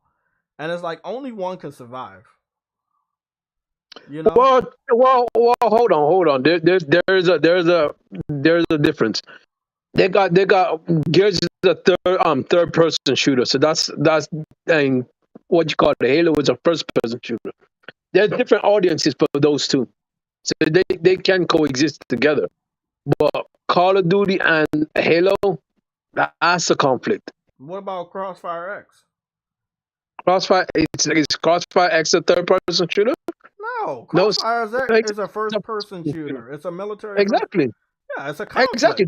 Call of Duty will kill that. Call of Duty will kill it. That's why I'm saying they have a lot of conflicting games. Whether Alright, we're guys, talking I'm about you out. Yeah, I'm out. Okay, all right, man. That's catch you later. Okay, man. Whether we're talking about first person or third person, when it comes to shooters are shooters. We have Halo people that went to Gears. We have Gears people that went to Halo. Gears, I feel like is all right. I feel like Gears is, if we're just gonna talk about them right now, the strongest to the weakest. Call of Duty is at top, right? For Xbox community, right? We're talking about the Xbox community. Call of Duty is at the top. Then next would be Gears. Then Halo.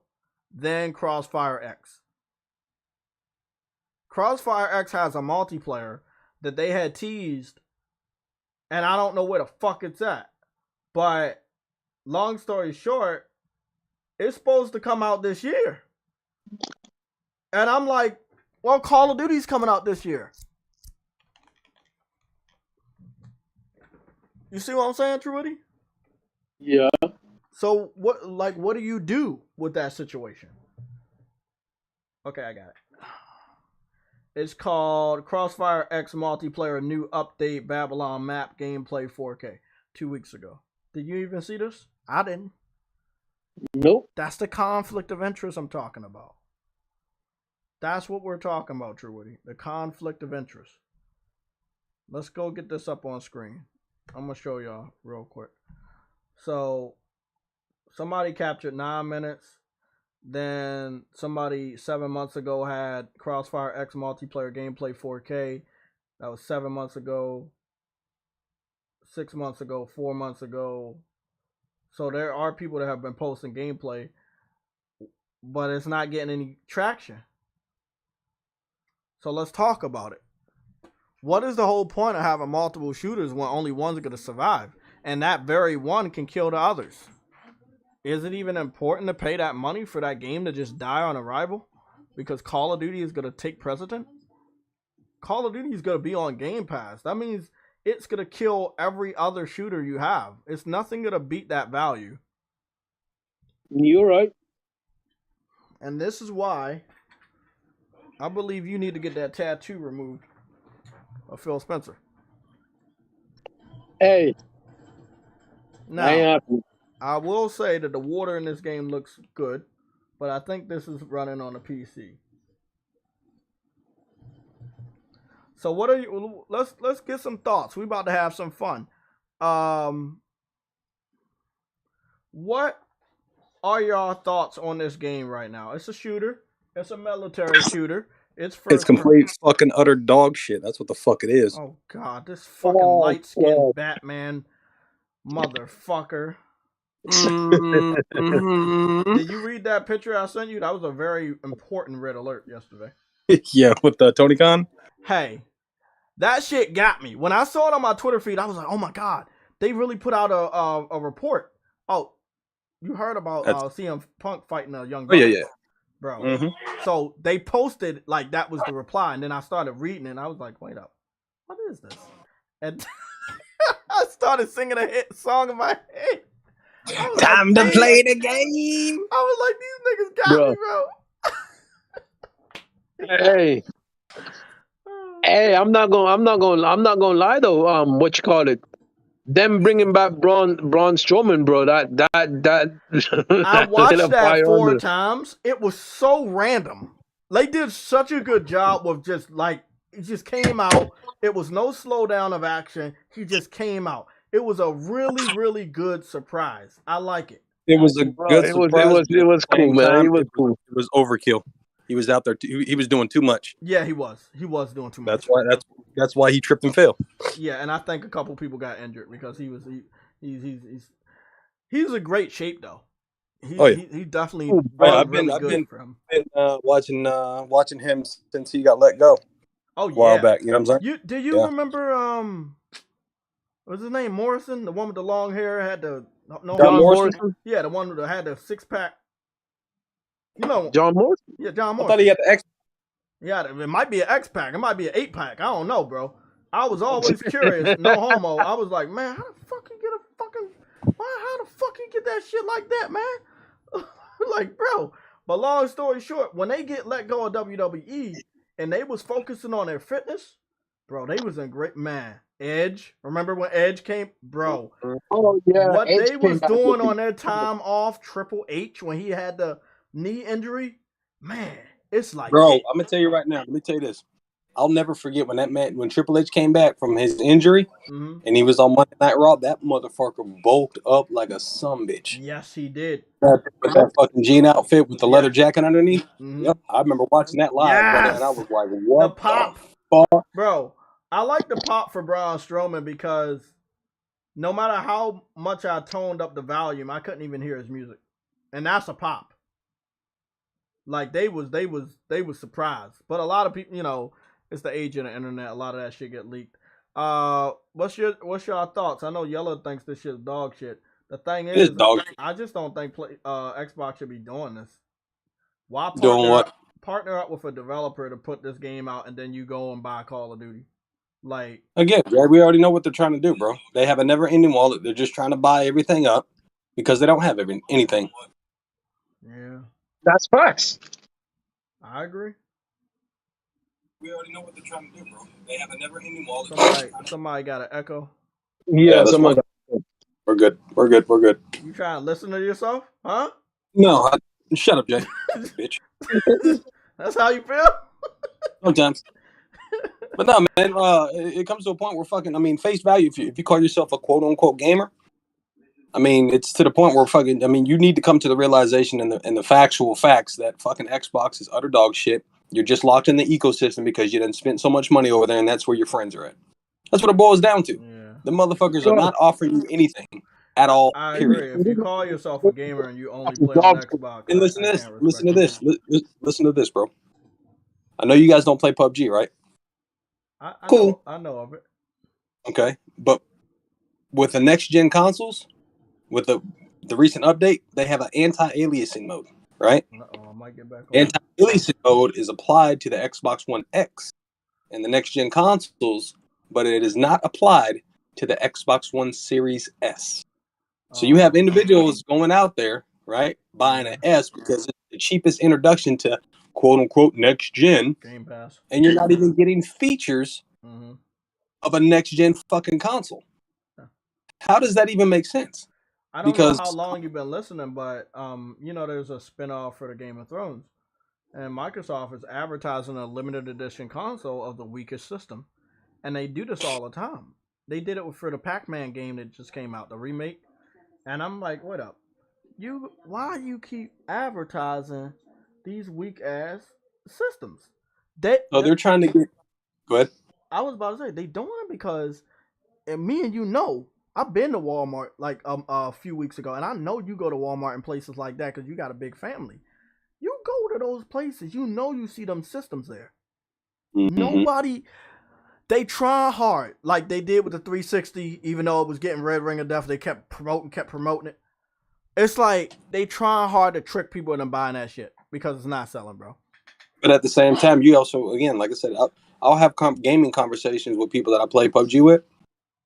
Right, because that's my competitive, my competitive game, and motherfuckers don't understand the difference between a publisher and a developer, or a game engine. You feel what I'm saying? So I'm trying to school these individuals and have a conversation with them, and they don't know what the fuck I'm talking about. Yeah, but you can't school casuals, bro. But I'm not trying to school people. I'm trying to educate them, right? So it comes to a point, you need to know, because as a consumer, you're spending your hard-earned money on this hardware, right? Yep. Why are you buying the cheaper version? Oh, because it's the cheapest. Because Microsoft's PR pitch is, get an Xbox One Series S and it's blah blah this and blah blah. Whatever their ABC fucking delivery is upon it. I don't pay that shit attention because I'm not their consumer. You feel what I'm saying? But to the average consumer, will they buy off-brand Jordans? No, I ain't got to ask them that. Off-brand North Face. I asked them. I say, why? I asked one. And I can definitely tell he was slow. I was like, why do you prefer? He's like, you guys on PlayStation? And I was like, yep. He's like, I prefer Xbox. I was like, well, if you don't mind me asking, why do you prefer Xbox? Because the graphics. Yeah. Look, bro, if somebody told me that in the year 2022, I'll be like, okay, you got this one, and I would just walk. You got it, brother. I'm not going to sit here and carry a conversation with you about it. Enjoy your Xbox, brother. Yep. Enjoy it. Yep. Because at the end of the day, they finessing the fuck out of you. Yep. This nigga said because of the graphics. I don't know if you. Another one told me, he said because of the games. I said, what games are we talking about? Because I'm playing everything you're playing except for Forza, Halo, and Gears. Bro, somebody bitched out Kyrie Irving, the basketball player. Why? Because he had an Xbox, and the dude right in front of Kyrie. This is a basketball player with a fucking championship ring. And Kyrie, the dude said, "I see you got an Xbox right there." And Kyrie said, "Yeah," like he started rubbing his hand together like he doing something. And the dude was like, "Yeah, we don't do Xbox over here." Just bitch a basketball player out. I don't even know who the dude is standing next to Kyrie, but the guy standing next to Kyrie already know nobody play no fucking Xbox. If you understand this business, and if you understand the delivery that each company is giving you. Right? And you put your little fanboyism fucking, because my friends are there. Bitch, we've been playing games before friends were even online. You feel what I'm saying? And this comes to a fact where you guys... Maybe Microsoft paid that nigga to put... No. Not even, I mean, probably so. But at the same time, I'm not influenced by anybody but myself. You feel what I'm saying? There you go. It's because somebody says, that game's dog shit. What you eat, I don't shit. Yeah, but face value, water, man. Xbox is fucking dog shit, bro. They are not... They released a brand new console, and what have they given you? Hold on, I can answer that one. You want me to answer? Now, hold on, Jay. Now they got 2 tiers for Elite controllers. God damn it! Like they put more into the campaign of fucking having different. Hold on. This is why I don't like Yella. He be covering shit that I didn't want to cover, man. Fuck. Damn it, motherfucker! I forgot to cover that. That Elite 4 controller has DLC, bro. What do you mean? The the Elite 2 controller core. I saw it yesterday, but I just thought they was copying off PlayStation. What's going on with that? It's No, like $130. they're But if you trying to want do the the rest same of the thing. stuff that's supposed to come with it, that's extra $60, bro. Bro, they're Okay. trying to do the same True Willie, thing let me with that hear from controller that they're doing with the Yellow real quick. Elite What they're controller. doing with that controller is the same thing they're doing with their fucking consoles. Giving you options. Cool. Having options is awesome. No. But there is no fucking logical reason for you to come out with another controller and say, hey, we'll sell it to you without the back paddles and accessories, but if you want to put a nice coat of paint on there, come shop with us. Like, come on, G. Hey, controller DLC. So And then what you, the white and black one is worse than the black one. Well, what's your boy's name? Parrish? Is that what his name is? Yeah, Paris.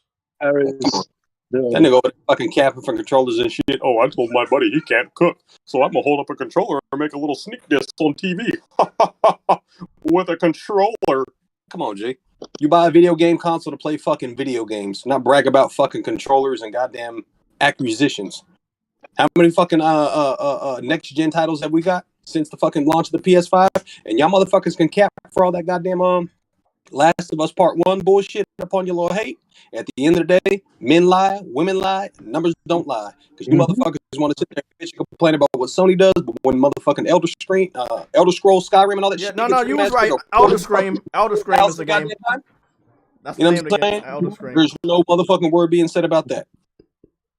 Like I said, I don't do that Twitter shit because, again, face value, bro. I have enough mental state to understand what the fuck's going on. Half of these motherfuckers on the social medias and shit, they just do it because they want attention. They don't know what the fuck they talk. Hey, true. Yellow. Why you think I was in the comfort of my own home, grinding on this fucking Saints Row Platinum yesterday, while everybody ran to the internet to talk about what Jim Ryan fucking said about Call of Duty? Y'all still care about the game? I'm like, damn. Here's what it is, okay? Because again, I had a 360, and again, I enjoyed the fuck out of that. Yeah. Like I'm gonna say this before I get to the deep meat and potatoes of this conversation. I don't like potatoes. The people that were in position, listen. Okay. The people that were in position of power to make the original Xbox and 360 what it was, whether you like that console or not, there's no discrediting the motherfucking momentum that thing had. The people that were behind that campaign, they knew what the fuck they were doing. Okay, now, hold on, G. Now, who was the one that basically started the fucking the exclusive deals with Call of Duty? Microsoft. The tables turned. Yep. Okay, because they did it with Grand Theft Auto 2, right? They threw the bag. Rockstar was like, "Hey, we'll release Ballad of Gay Tony and Lost Dam on the Xbox first for whatever, I think a year, the case may be," and boom, it finally came to PlayStation. Now, when motherfucking Sony does it, right? Hold on, but they did it with Tomb Raider too. Let me finish, bro. Okay. Now, getting back, we're talking about Call of Duty, but yes, you are right. They did it with Tomb Raider, but we're talking about Call of Duty. And when Sony did it, right, it was fair game. Okay. It didn't work much in their favor because their console was fucking dog shit. The Xbox One was dog shit. Now, coming back to the conversation that we're having as of right now, yes, Sony has a right to make that statement because Microsoft is trying to pull a bitch move. Whether you like fucking Call of Duty or not, it is a juggernaut in the gaming industry, right? So don't sit there and say, "Oh, Sony's crying, blah, blah, this, blah, blah, that." When these motherfuckers were pulling the goddamn bitch-ass move of trying to basically lock that multi-plat down to their platform. Again, I understand what Microsoft is doing. They're trying to basically buy everything up, change the way gaming is, right? Because it's more convenient and it's the normal formalities of how all business practice are being executed. Subscription services, microtransactions. You feel what I'm saying? So it comes to a point, yes, they're going to try to put Call of Duty, whatever it goes through or not. I really don't give a fuck, right? But at the same time, your casuals, like I spoke of earlier, because of the graphics, those are the motherfuckers that are basically going to eat that shit up. Yeah. Microsoft does not give a fuck about you as a Microsoft does not give a fuck about you as a consumer or being a gamer. They do not give a fuck. You release a brand new console, right? After you released a brand new console, right? And you have nothing to show upon that purchase. You're playing old ass shit. You're not even getting fucking remakes. You're not even getting remasters. Well, my console can play all my games. Well, motherfucker, if I want to goddamn play my PS3, I'll go look to my left and turn my fucking PS3 on. Like, what the fuck are we talking about? Oh, shit. Oh, my one console can play everything. I don't give a shit. Your one console don't got shit for it. You playing old dusty ass digital fucking games, G. Cut it out. Xbox is not the answer, bro. You ain't got the answers, Phil. You ain't got the answers. That's illegal. I don't like that. I don't know what you said.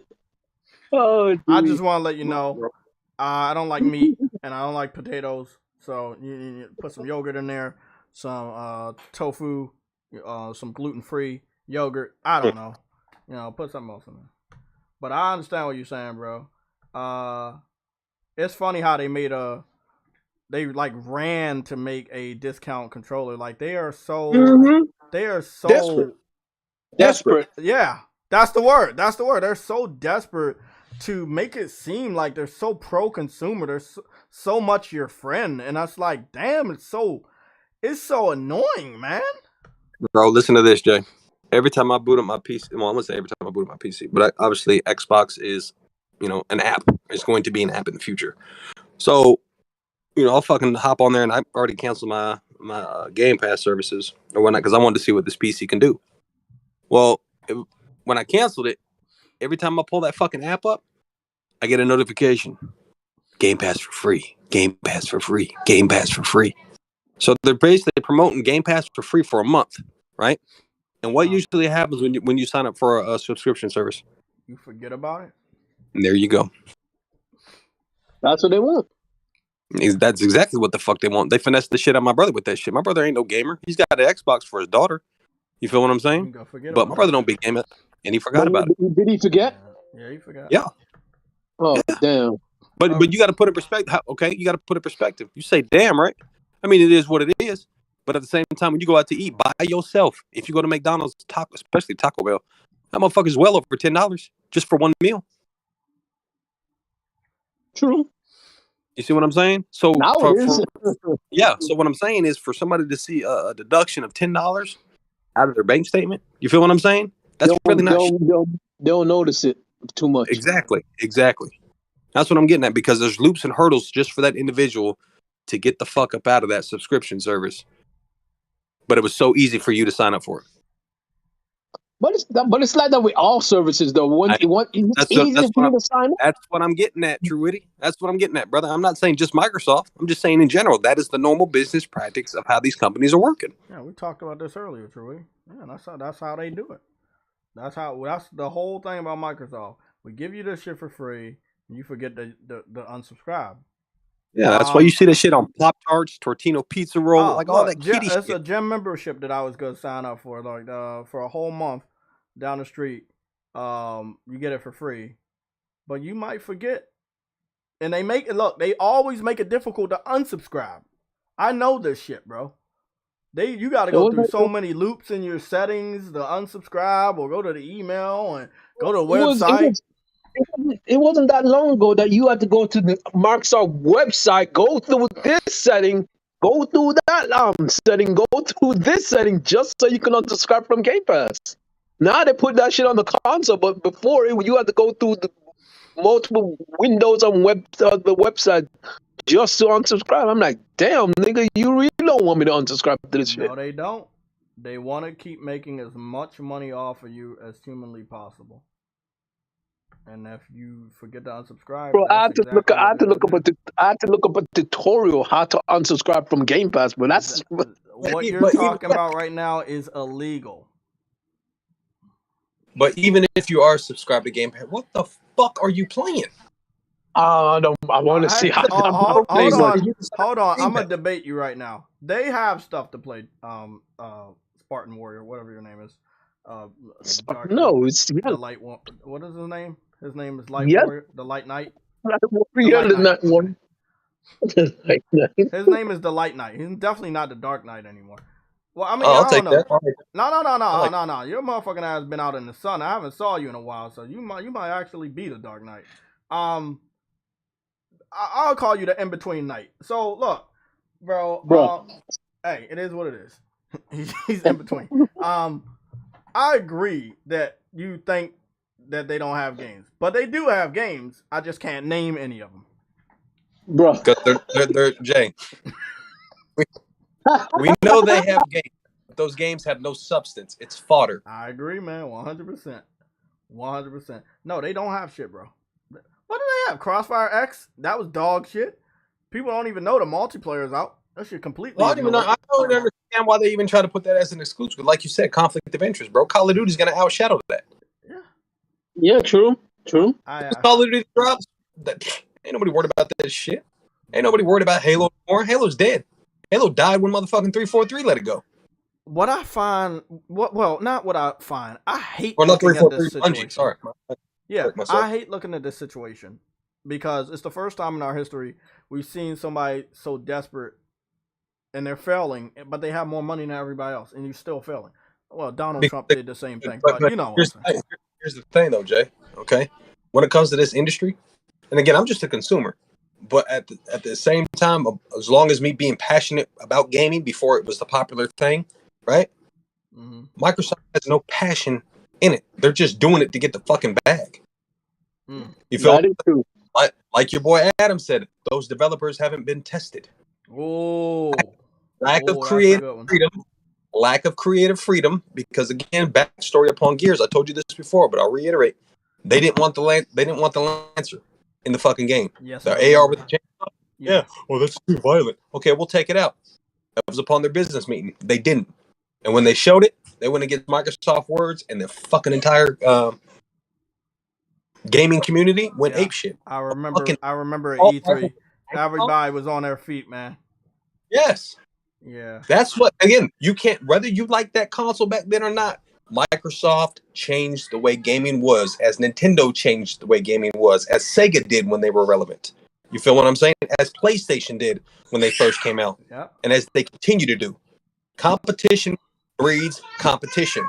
Microsoft has no competition fight in themselves. They're trying to change the format of how games are being delivered to the casuals. And again, everybody's like, oh, it's more pro consumer. Dude, I don't have to pay $70 for that game. Well, guess what, motherfucker? Go play some old shit. That's illegal, but I agree. That is serious, but don't fuck the goddamn this community up just because you guys want to come in and try to change it. Just because you got a never-ending bag with your software money. Hey, they trying to change the game so they can win. Because the way the game was, they wasn't gonna win. Bro, you gotta have exclusives. You can't go to Arby's and get McDonald's fries. You can't go to fucking Wendy's and get a chalupa. You feel what I'm saying? Like, there's exclusive things towards certain companies, and if you want that, you have to go to that. But you're speaking too many facts, and I don't like it. I'm serious. You're making great points, but we're in a generation where lies and falsehoods and exciting stories that never really happen. That's what people like. Like right now, I mean, I'm gonna be honest, man. People do not want to hear what you're talking about. In all respect to you, man. Obviously. I mean, but they ain't got to hear it. You know what I'm saying? I'm gonna talk it anyway. But then talk it. That's why they call you talking, man. Yeah. Grant. What was it? God of War pre-ordered. Callisto Protocol pre-ordered. Last of Us 1 purchased day one. Yeah. Like, come on, G. I have no issue spending the bread to get the experiences that I get, to get the quality that I get, because again, these games. Well, that's what you seem to forget that these guys are gamers, bro. That's what you need to understand. He knows. No, here's the thing, right? Like I said, I'm passionate about PUBG. I got like 3,000 hours plugged in that motherfucker, right? And I definitely play other shit, right? But it comes to a point where I had a conversation. I was like, he got like a weapon skin or whatever, right? Anyway, and it's gonna come full circle. I was like, how much did you spend on? He's like, a little bit. He's like, I ain't gonna spend too much money on this, blah, blah, this, blah, blah, that. Well, I was like, you play this game a lot, don't you? He was like, yeah. I said, then why not? I said, because at the end of the day, you're playing a game that is now free to play, right? But you're bitching and complaining how you don't want to spend money. But you like the improvements in the quality of life that this game is getting. How the fuck do you think it's possible? People that are spending microtransactions. Like, where's the money coming from? You feel what I'm saying? Like, how is it possible? You're playing a free-to-play game. You bitch about complaining how you don't want to pay for anything. But, oh, man, I like this update. The update doesn't do itself, dumbass. Hey, I agree. There's people behind. I couldn't agree more. Like, just, what is it? What do they call them? Gen Z? That generation. That generation need to go somewhere for real. Like, all due all disrespect to them. Like they can go kick rocks. Not a big fan of Gen Z. Call them Gen S, generation shit. I mean, Generation shit. I'm gonna be honest though. A lot of the people in the Gen Z aren't even Generation Z. They're our generation. They're just fucking stupid or cheap or weird. I don't know. Like you legit do got a lot of old ass Xbox fans that are just bitching and moaning for no reason, man. I never understood that shit. Like they're talking about, oh, I don't want to pay $70. Motherfucker, you paid over $70 at one time for the console. $500, bro. And you're bitching about $70, man. Like, come on. What are we really talking about? I think Microsoft's Game Pass got them all fucked up. It must have.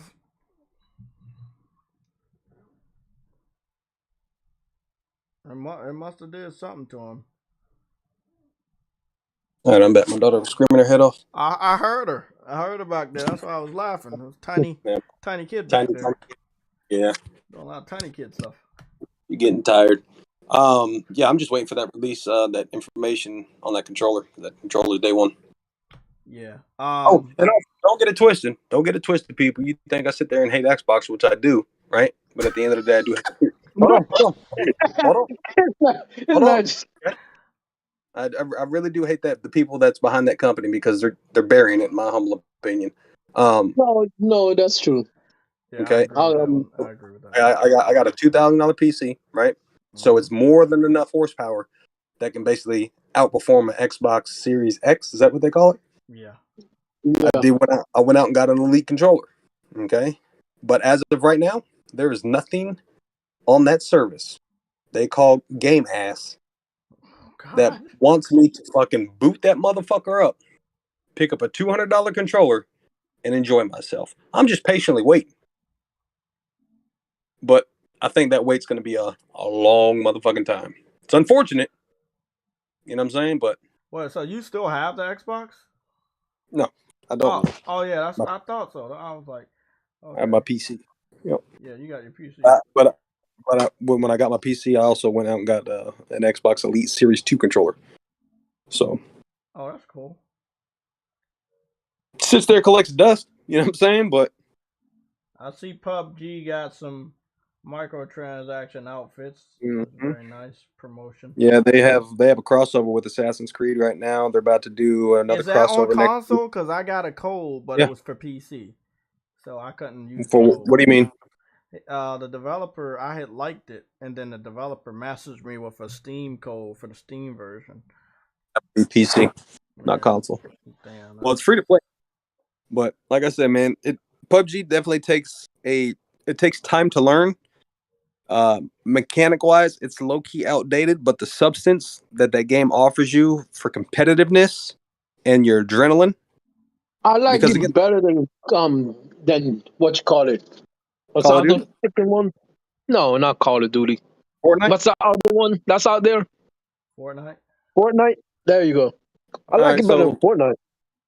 PUBG is the meat and potatoes of battle royals because there's no aim assist. It's all about survival instincts and learning from your mistakes. Like I said, I got almost 3,000 hours of playtime in this game because it just continuously gives you that adrenaline rush. You feel what I'm saying? Like when you kill somebody in Fortnite, there's no satisfaction behind that because it's easy. PUBG is a fucking hard ass game, and it is the closest thing to fucking SOCOM. If you were a fan of SOCOM, it is SOCOM in battle royal form. I'm gonna need you to stop that. I know. I mean, you got a PS5, right, Jay? You've had it since day one. Hit the fucking download button, bro. It has enhanced visuals. As you can see, it's still a PS4 build, but I'm telling you right now, bro, it is the closest thing that you are going to get to a fucking SOCOM. I got a deal. You send me some gummy bears and mail True Woody a shirt with an L on it. You got yourself a deal. God, man. That's a deal I can't take. You can't take. I can't take that deal. You're not gonna mail True Woody a They L. They don't even have shirts with that many L's on it, Jay. God damn it! Damn it! Y'all niggas. Damn, I knew it. I knew it wasn't possible. Nah, I got you, bro. I'm gonna download this shit. I'm telling you. Listen. I know you. Listen. I know you say you got me or whatever, but this I'm telling you right now. It is a game that you can't just pick up, play for a day or two, and then man, this game's stupid. No, it takes time to learn. You're going to get fucked up. You're going to get your shit split. And Jay, why do you have 374 people that have played that game? Who? Hit circle. Back out. 374 people played it. Do I have that many friends? Apparently. Damn. You know, I don't be deleting people off my friends list no more. I just got so fucking tired of keeping track of that. And another thing, right? About this whole Call of Duty thing. Call of Duty right now has how many maps when it comes to Warzone? 2? Yeah. Why does PUBG have 9 maps that they keep in rotation? And if you notice, listen, if you notice, PUBG's file size is only 40 gigs. Call of Duty, how many gigs do you think that motherfucker is? It is, we already know it's like 150 gigs. Yeah, they just update on top of update on top of update on top of update. Yeah. But yeah, 9 maps in rotation. They're about to add in, like I said, a lot of quality life improvements. Honestly, the only reason I play Call of Duty is for the campaign. I could not give 2 shits about the multiplayer.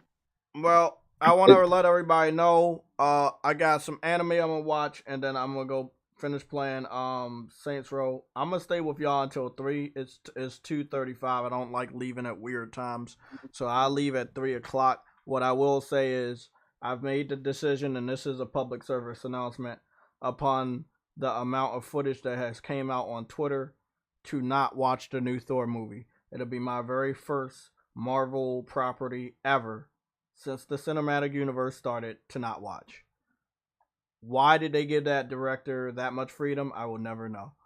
It is sad. It hurts me to see a movie of a great character like that be done the way that they did it. And it sucks, man. I can't follow them down. And everybody thought She-Hulk was gonna be bad or Miss Marvel was gonna be bad, and they were good compared to the bullshit I just saw from the new Thor. So now I cannot, and no, I can't do that. I can't. I got a quick question outside that movie. Have either one of you tried the 1440p support? Yes. Well, I'm a part of the beta program. I've been in that 1440p since I started beta. Yeah. Have you messed around with the folders? No. Folders are good. Yeah, because like I said, I got the LG C1, but I'm tempted to fucking move some cables around and see what this 1440p does on this monitor, my gaming monitor. Oh yeah, I'm doing it on the 4K TV, but I definitely think you should try it on a monitor. Definitely. I haven't heard anything bad. Yeah, I don't. But I'm gonna head over to digital. I want to watch my boy Gizmo. You know, me and you from the 80s and 90s. You know, Gremlins was the shit. So I'm gonna see what they did with Multiversus. I got the platinum, so I don't have to keep going back on the game no more. Well, man, I just get a notification. You need to update your controller. I'd rather update my controller than update my controller with batteries. And I don't want you to go anywhere. I know you got some little ones over there. I need you to give me your reactions to this. For what? Oh, don't worry. I'm gonna read it off. Titanium tips? Oh no, it's worse than that. Uh-oh. It's way worse than titanium tips. Is that it? There we go. Cooper Eclipse got titanium tips. And I quote, I wish the PS5 DualSense controller let me use AA batteries. Published 3 days ago. Hey. Wait, who said that? The first child conceived from anal sex. Because that nigga's full of shit.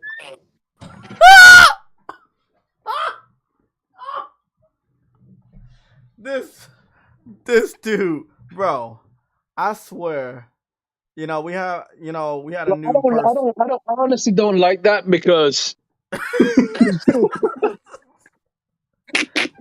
I'm like, Hey, bro, they be capping hard for Xbox. And it's like, bro, what are y'all doing this for? Like, do you want to get recognized? You want to get a job? Like, what do you want? Like, y'all Jay, can I ask you something? Is that whole double batteries thing for DualSense real? The article? Yeah, it's in the Yeah. topics. I posted it at Okay. No. Okay. 247. I cropped out the name, but it was one of them unknown websites.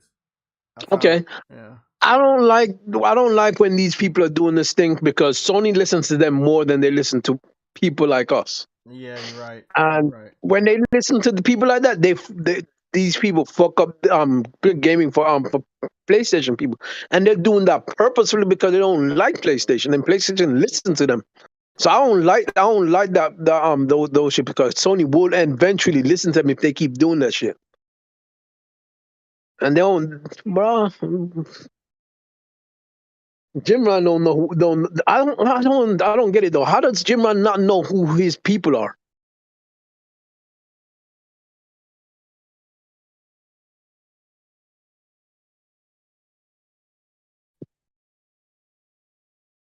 I don't get this shit. But I don't like it.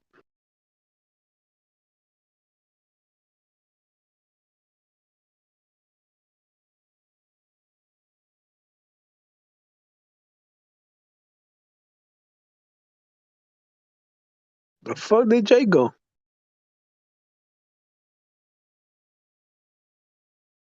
Hell if I know. Oh, I'm here. I was just listening to the Gizmo trailer. I think it had copyrighted music from the movie. I saw it on the screen. Yeah. I think it had the music from the movie, so you know they was gonna get me. I had to mute my mic. He's all right. Yeah, he's all right. It's good. I'm glad I plotted the game. I don't have to go back to it. Like it's not that I won't. It's just it's a lot of sweaty people in that game. So I'm gonna finish my Saints Row Platinum, and I'm be good. I'm be good. Fuck that shit. Like look, I'm sitting at I think I'm sitting at 91% on the story, 75% on the trophy right now. Got my first gold.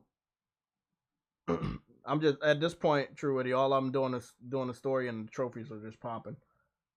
That's how easy it is now. So that's what I told you. I was aiming for, man.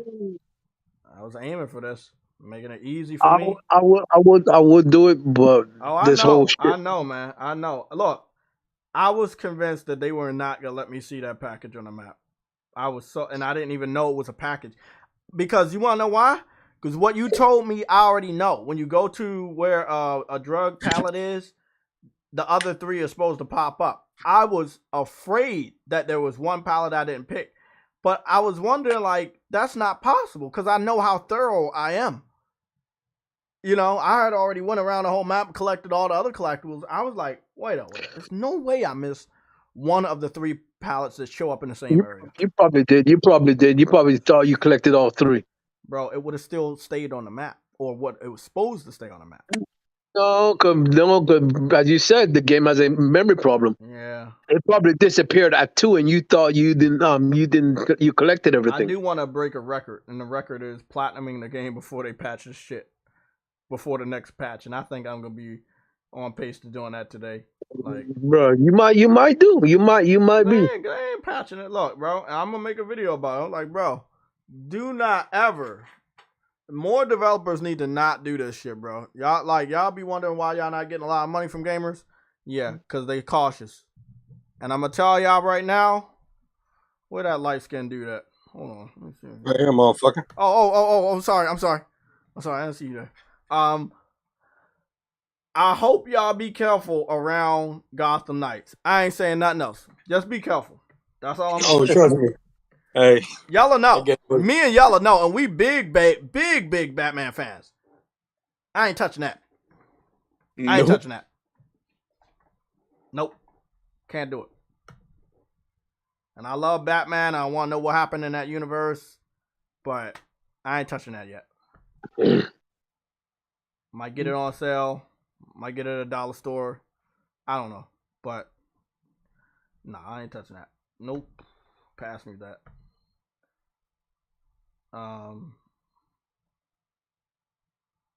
It is a perfect example why you don't buy games day one, but it's not broken to the point that I can't platinum it. So there's that. But it's not the gamer's fault though. Yeah, it's not the gamer's fault. It's the developer's fault. It's the developer's fault, either not taking enough time or not having competent enough developers. I honestly don't get it. After the debacle with CD Projekt Red, I'm surprised most developers don't worry about this more. You see what I'm saying? I'm gonna tell you right now, Gotham Knights don't have to worry because people are already convinced that game's gonna be good. The same people that got tricked by one open world game got tricked by another one. They didn't get tricked by Saints Row. Everybody automatically hated that game regardless. But they all of them are getting tricked by Gotham Knights. I want somebody in the chat to tell me Gotham Knights could be good. Nick, you looking for an L. What was wrong with Gotham? What was wrong with Horizon Forbidden West? No, I'm a destroy. Oh my goodness, he's starting again, bro. Like, god damn, yo, that bro. Jay, what did I tell you about your people, bro? You know what, man? Hey, Nick, I'm about to come after you, Nick. Nick, you don't want me to come after you, Nick. Yeah. What I tell Jay about his people, bro. Hey, Nick,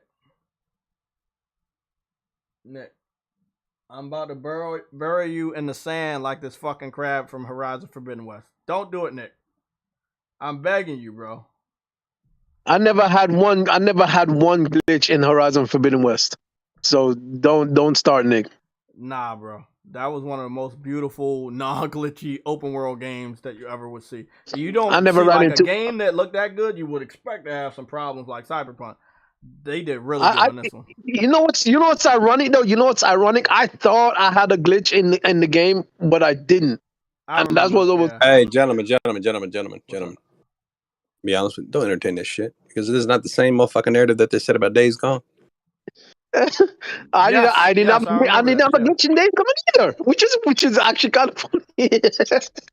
Yeah, but see, that's cool. It's all right. We doing something called the L Championship, which has left from True Witty and would pass between Jeff B Gaming and Nick for the last 2 weeks.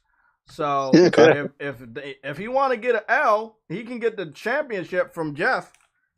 Cause I don't think Jeff been collecting L's in the chat today. But you know, I just want to know what your problem with Horizon was. You have problems like Saints Row or Cyberpunk? Cause I beat the whole game and got the platinum like over 80-something hours in the game. So you can let me know what your experience is. We can compare it to mine. I played it on the PS5. I don't know what platform you played it on, but I had no problem. And I had a lot of problems with Elden Ring.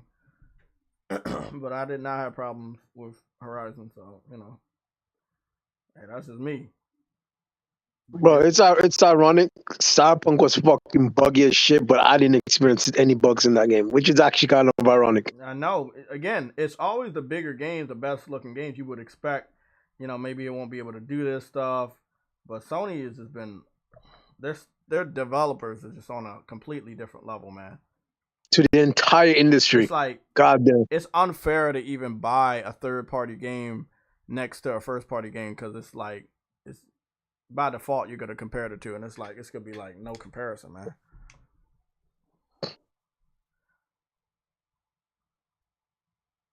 Okay, hey. Nick, this is your time. We really have to get out of here. I gotta beat Saints Row because I know everybody wants me to really get started on The Last of Us, and I do want to get started on Last of Us. So the game was so.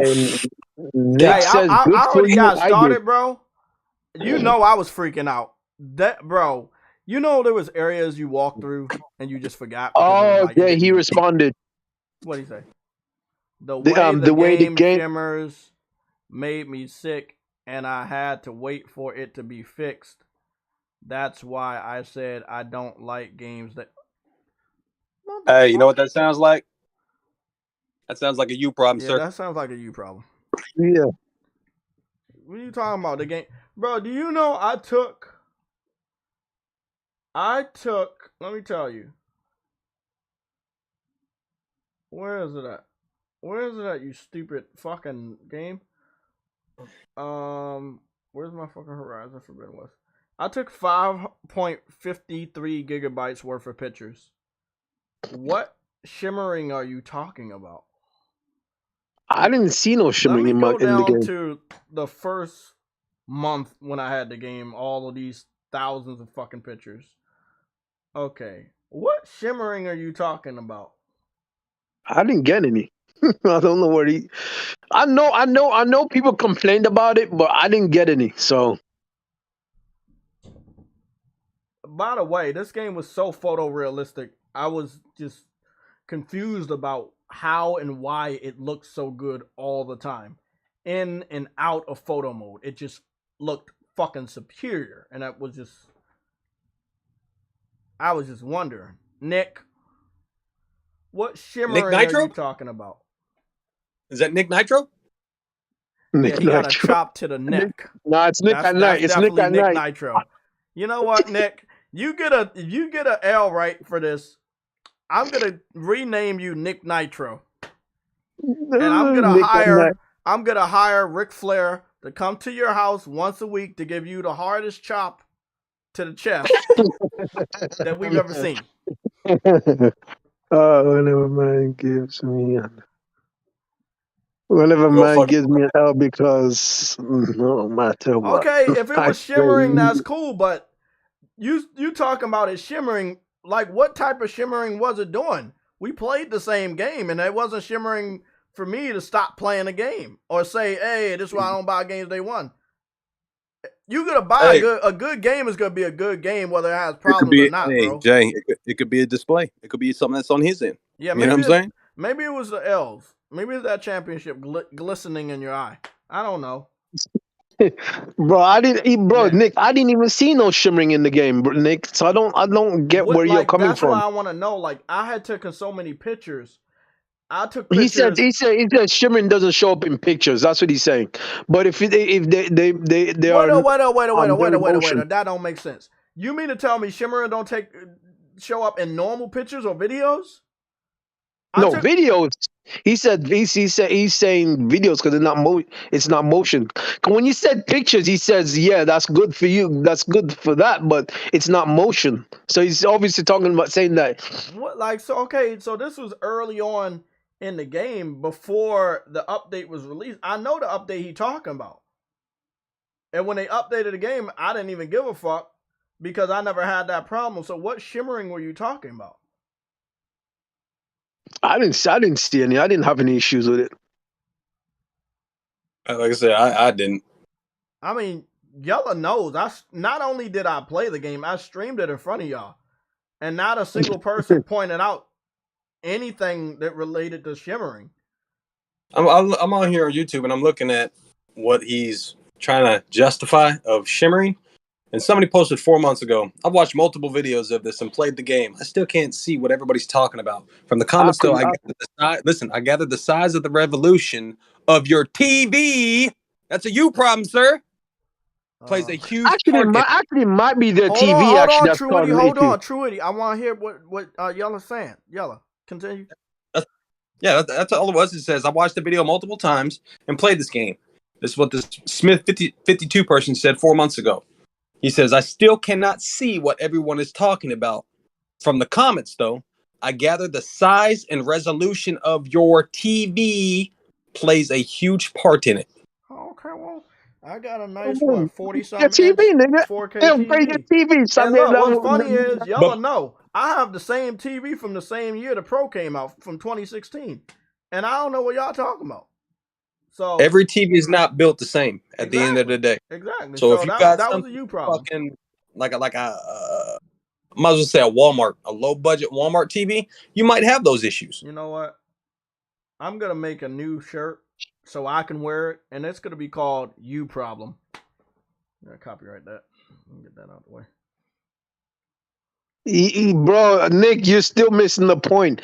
If it's to do with your TV, that has nothing to do with PlayStation. Yeah, so that means that there's no way I would see it on video or picture because it's not my problem. It's your problem. What kind of TV did you have when you were playing the game? I was about to say, Nick. He said he has a 75-inch TV, not a budget TV. What brand is it? What brand is it? I mean, everybody watched me play the game for many, many hours straight, and no one talked about a problem on, you know. Oh, well, I don't fuck with Samsung no more. Not for. He said, I don't fuck with Samsung. "No, I don't." See, the thing is, I got a Sony TV, so I didn't see no shimmering. Yeah, I had 2 Samsung TVs, but I have a Sony TV when I was playing this, and Horizon Zero. Yeah, I got a Sony TV, so I guess they don't have the shimmering on their TV running, so but it's I don't not know. the game problem, it's the TV. It's not. You can't blame the game if it's your TV. So it's again, you got to take that L. You got to take the L because that was the problem. If it's a shimmering that was its only issue, then yeah, you'll take the L because that's not everybody. We talking about glitches. We talking about falling through maps. We talking about like that type of stuff, man. We not talking about, you know, like shimmering because their TV. Okay, we got 7 more minutes. I guess the only thing. I guess the only thing Sony didn't do is account for every other TV when they did the game. So the shimmering appeared on some TVs and didn't appear on others. But that's not no one else's fault but your own because of your TV you have. But then again, you wouldn't have known that in the first place. So yeah, that's not me, bro. Like, and I've taken all types of screenshots in photo mode, without photo mode, video clips, live streams. Not a single person was like, "Jay, man, I got some shimmering here." There's nothing wrong with it, Nick. Like, I get it. I may appeared on your TV, but it's not. It could simply be that Sony didn't account for all the other TVs that shimmering might appear on. But that has nothing to do with the game itself. Like, they just didn't account for all the other TVs that might have that issue. Yellow found one person that talked about it over the last couple of months on YouTube, and the reason why I can go up against people like Nick is because one thing I do compared to other YouTubers is I will play the game in front of you. So if you're claiming you have a problem and I don't have a problem, Chef, he didn't get, bro. Shadow Chef, bro, stop. So Nick get a L for being honest. No, Nick's not getting an L for being honest. He's saying this is why he doesn't buy games day one and trying to push that on other people like, hey, well, this is a problem. If it was a widespread problem, I agree. Me and True Witty are having the same, don't worry about that, Seattle Chef. Me and True Witty are having the same issues on Saints Row. But me and Nick didn't have the same issues on Horizon. So it's not a widespread problem. On Saints Row, it is. But that's down to the incompetence of the young developers that worked on it versus skilled developers over at Sony that I'm not going to sit up here and badmouth and say, yeah, their games, I can't buy them day one because their shit fucked up. No, I can't say that because that's not true. So he had a problem. I understand you had a problem, but it's not a widespread problem. If this was a widespread problem preventing people from playing the game, then I could agree. Yeah, this is why I don't buy Sony games day one. But you're talking about a Sony first-party title. Me and True Witty are talking about a third-party multi-platform title that are having many, many problems. Me and True Witty love Saints Row, but that game has a lot of problems. And I'm still about to platinum it. So it's not game-breaking problems, but it is some problems. And it's way more than Horizon. Ralph Adler, no one took an L. Ralph Adler, no one, he didn't miss much. And so I mean, Nick and Jeff B, they want to have the championship. We how about this, Nick? Out of respect for you being a long time subscriber, we're just gonna chalk this up to, like Yellow said, this is a you problem. You have, you know, a problem with your game, and that this was your problem. Maybe somebody else had it, but it wasn't a widespread problem. It didn't prevent anybody from playing the game or progressing. Nobody had to wait for the update in order to continue. So it wasn't no Cyberpunk. Yeah, it wasn't no Cyberpunk. And like I say, Saints Row ain't even on the level of Cyberpunk. I can actually progress. You know, it's just that the game can't remember where shit's supposed to be. Like, I color some of my weapons. When I come back on Saints Row, my weapon's back to the default color. You know?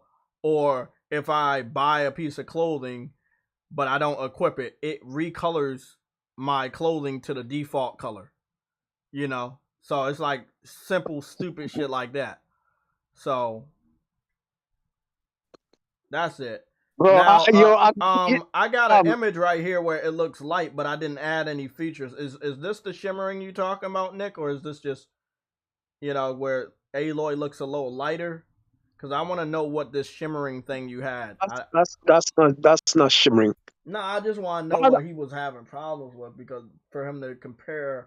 Rafe Adler, I caught the end of that stream where Jeff was trying to get that L back, but it's crazy, bro. I don't know why. But Jeff does have the championship after Tuesday. I know. He's keeping it today, Nick. I mean, this is, you know, he had a U problem, but we ain't gonna give him an L for it. It's just no, it's not. It's not.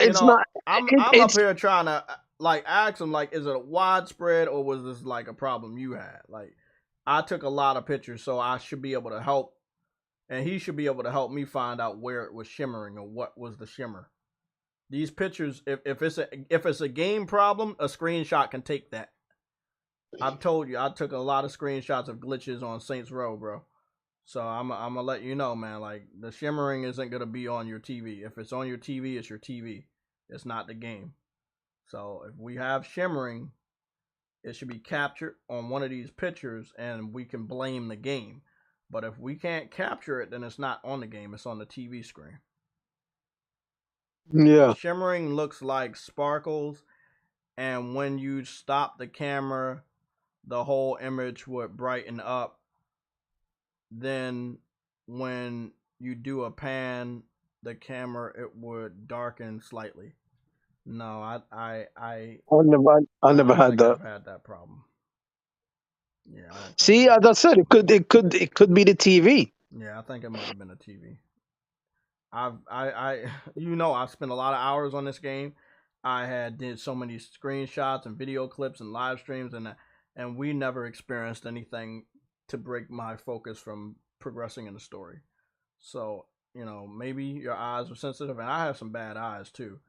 But, you know, it's like nothing stopped me from playing the rest of this game.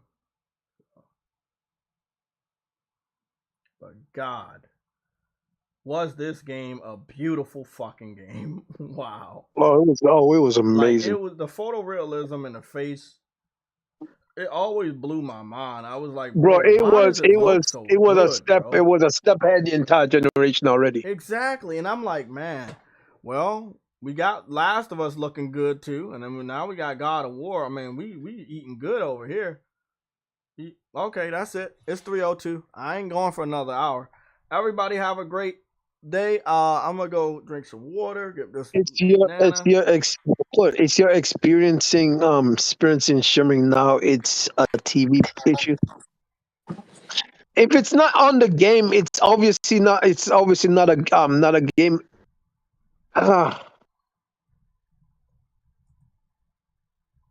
If it's not it's not widespread.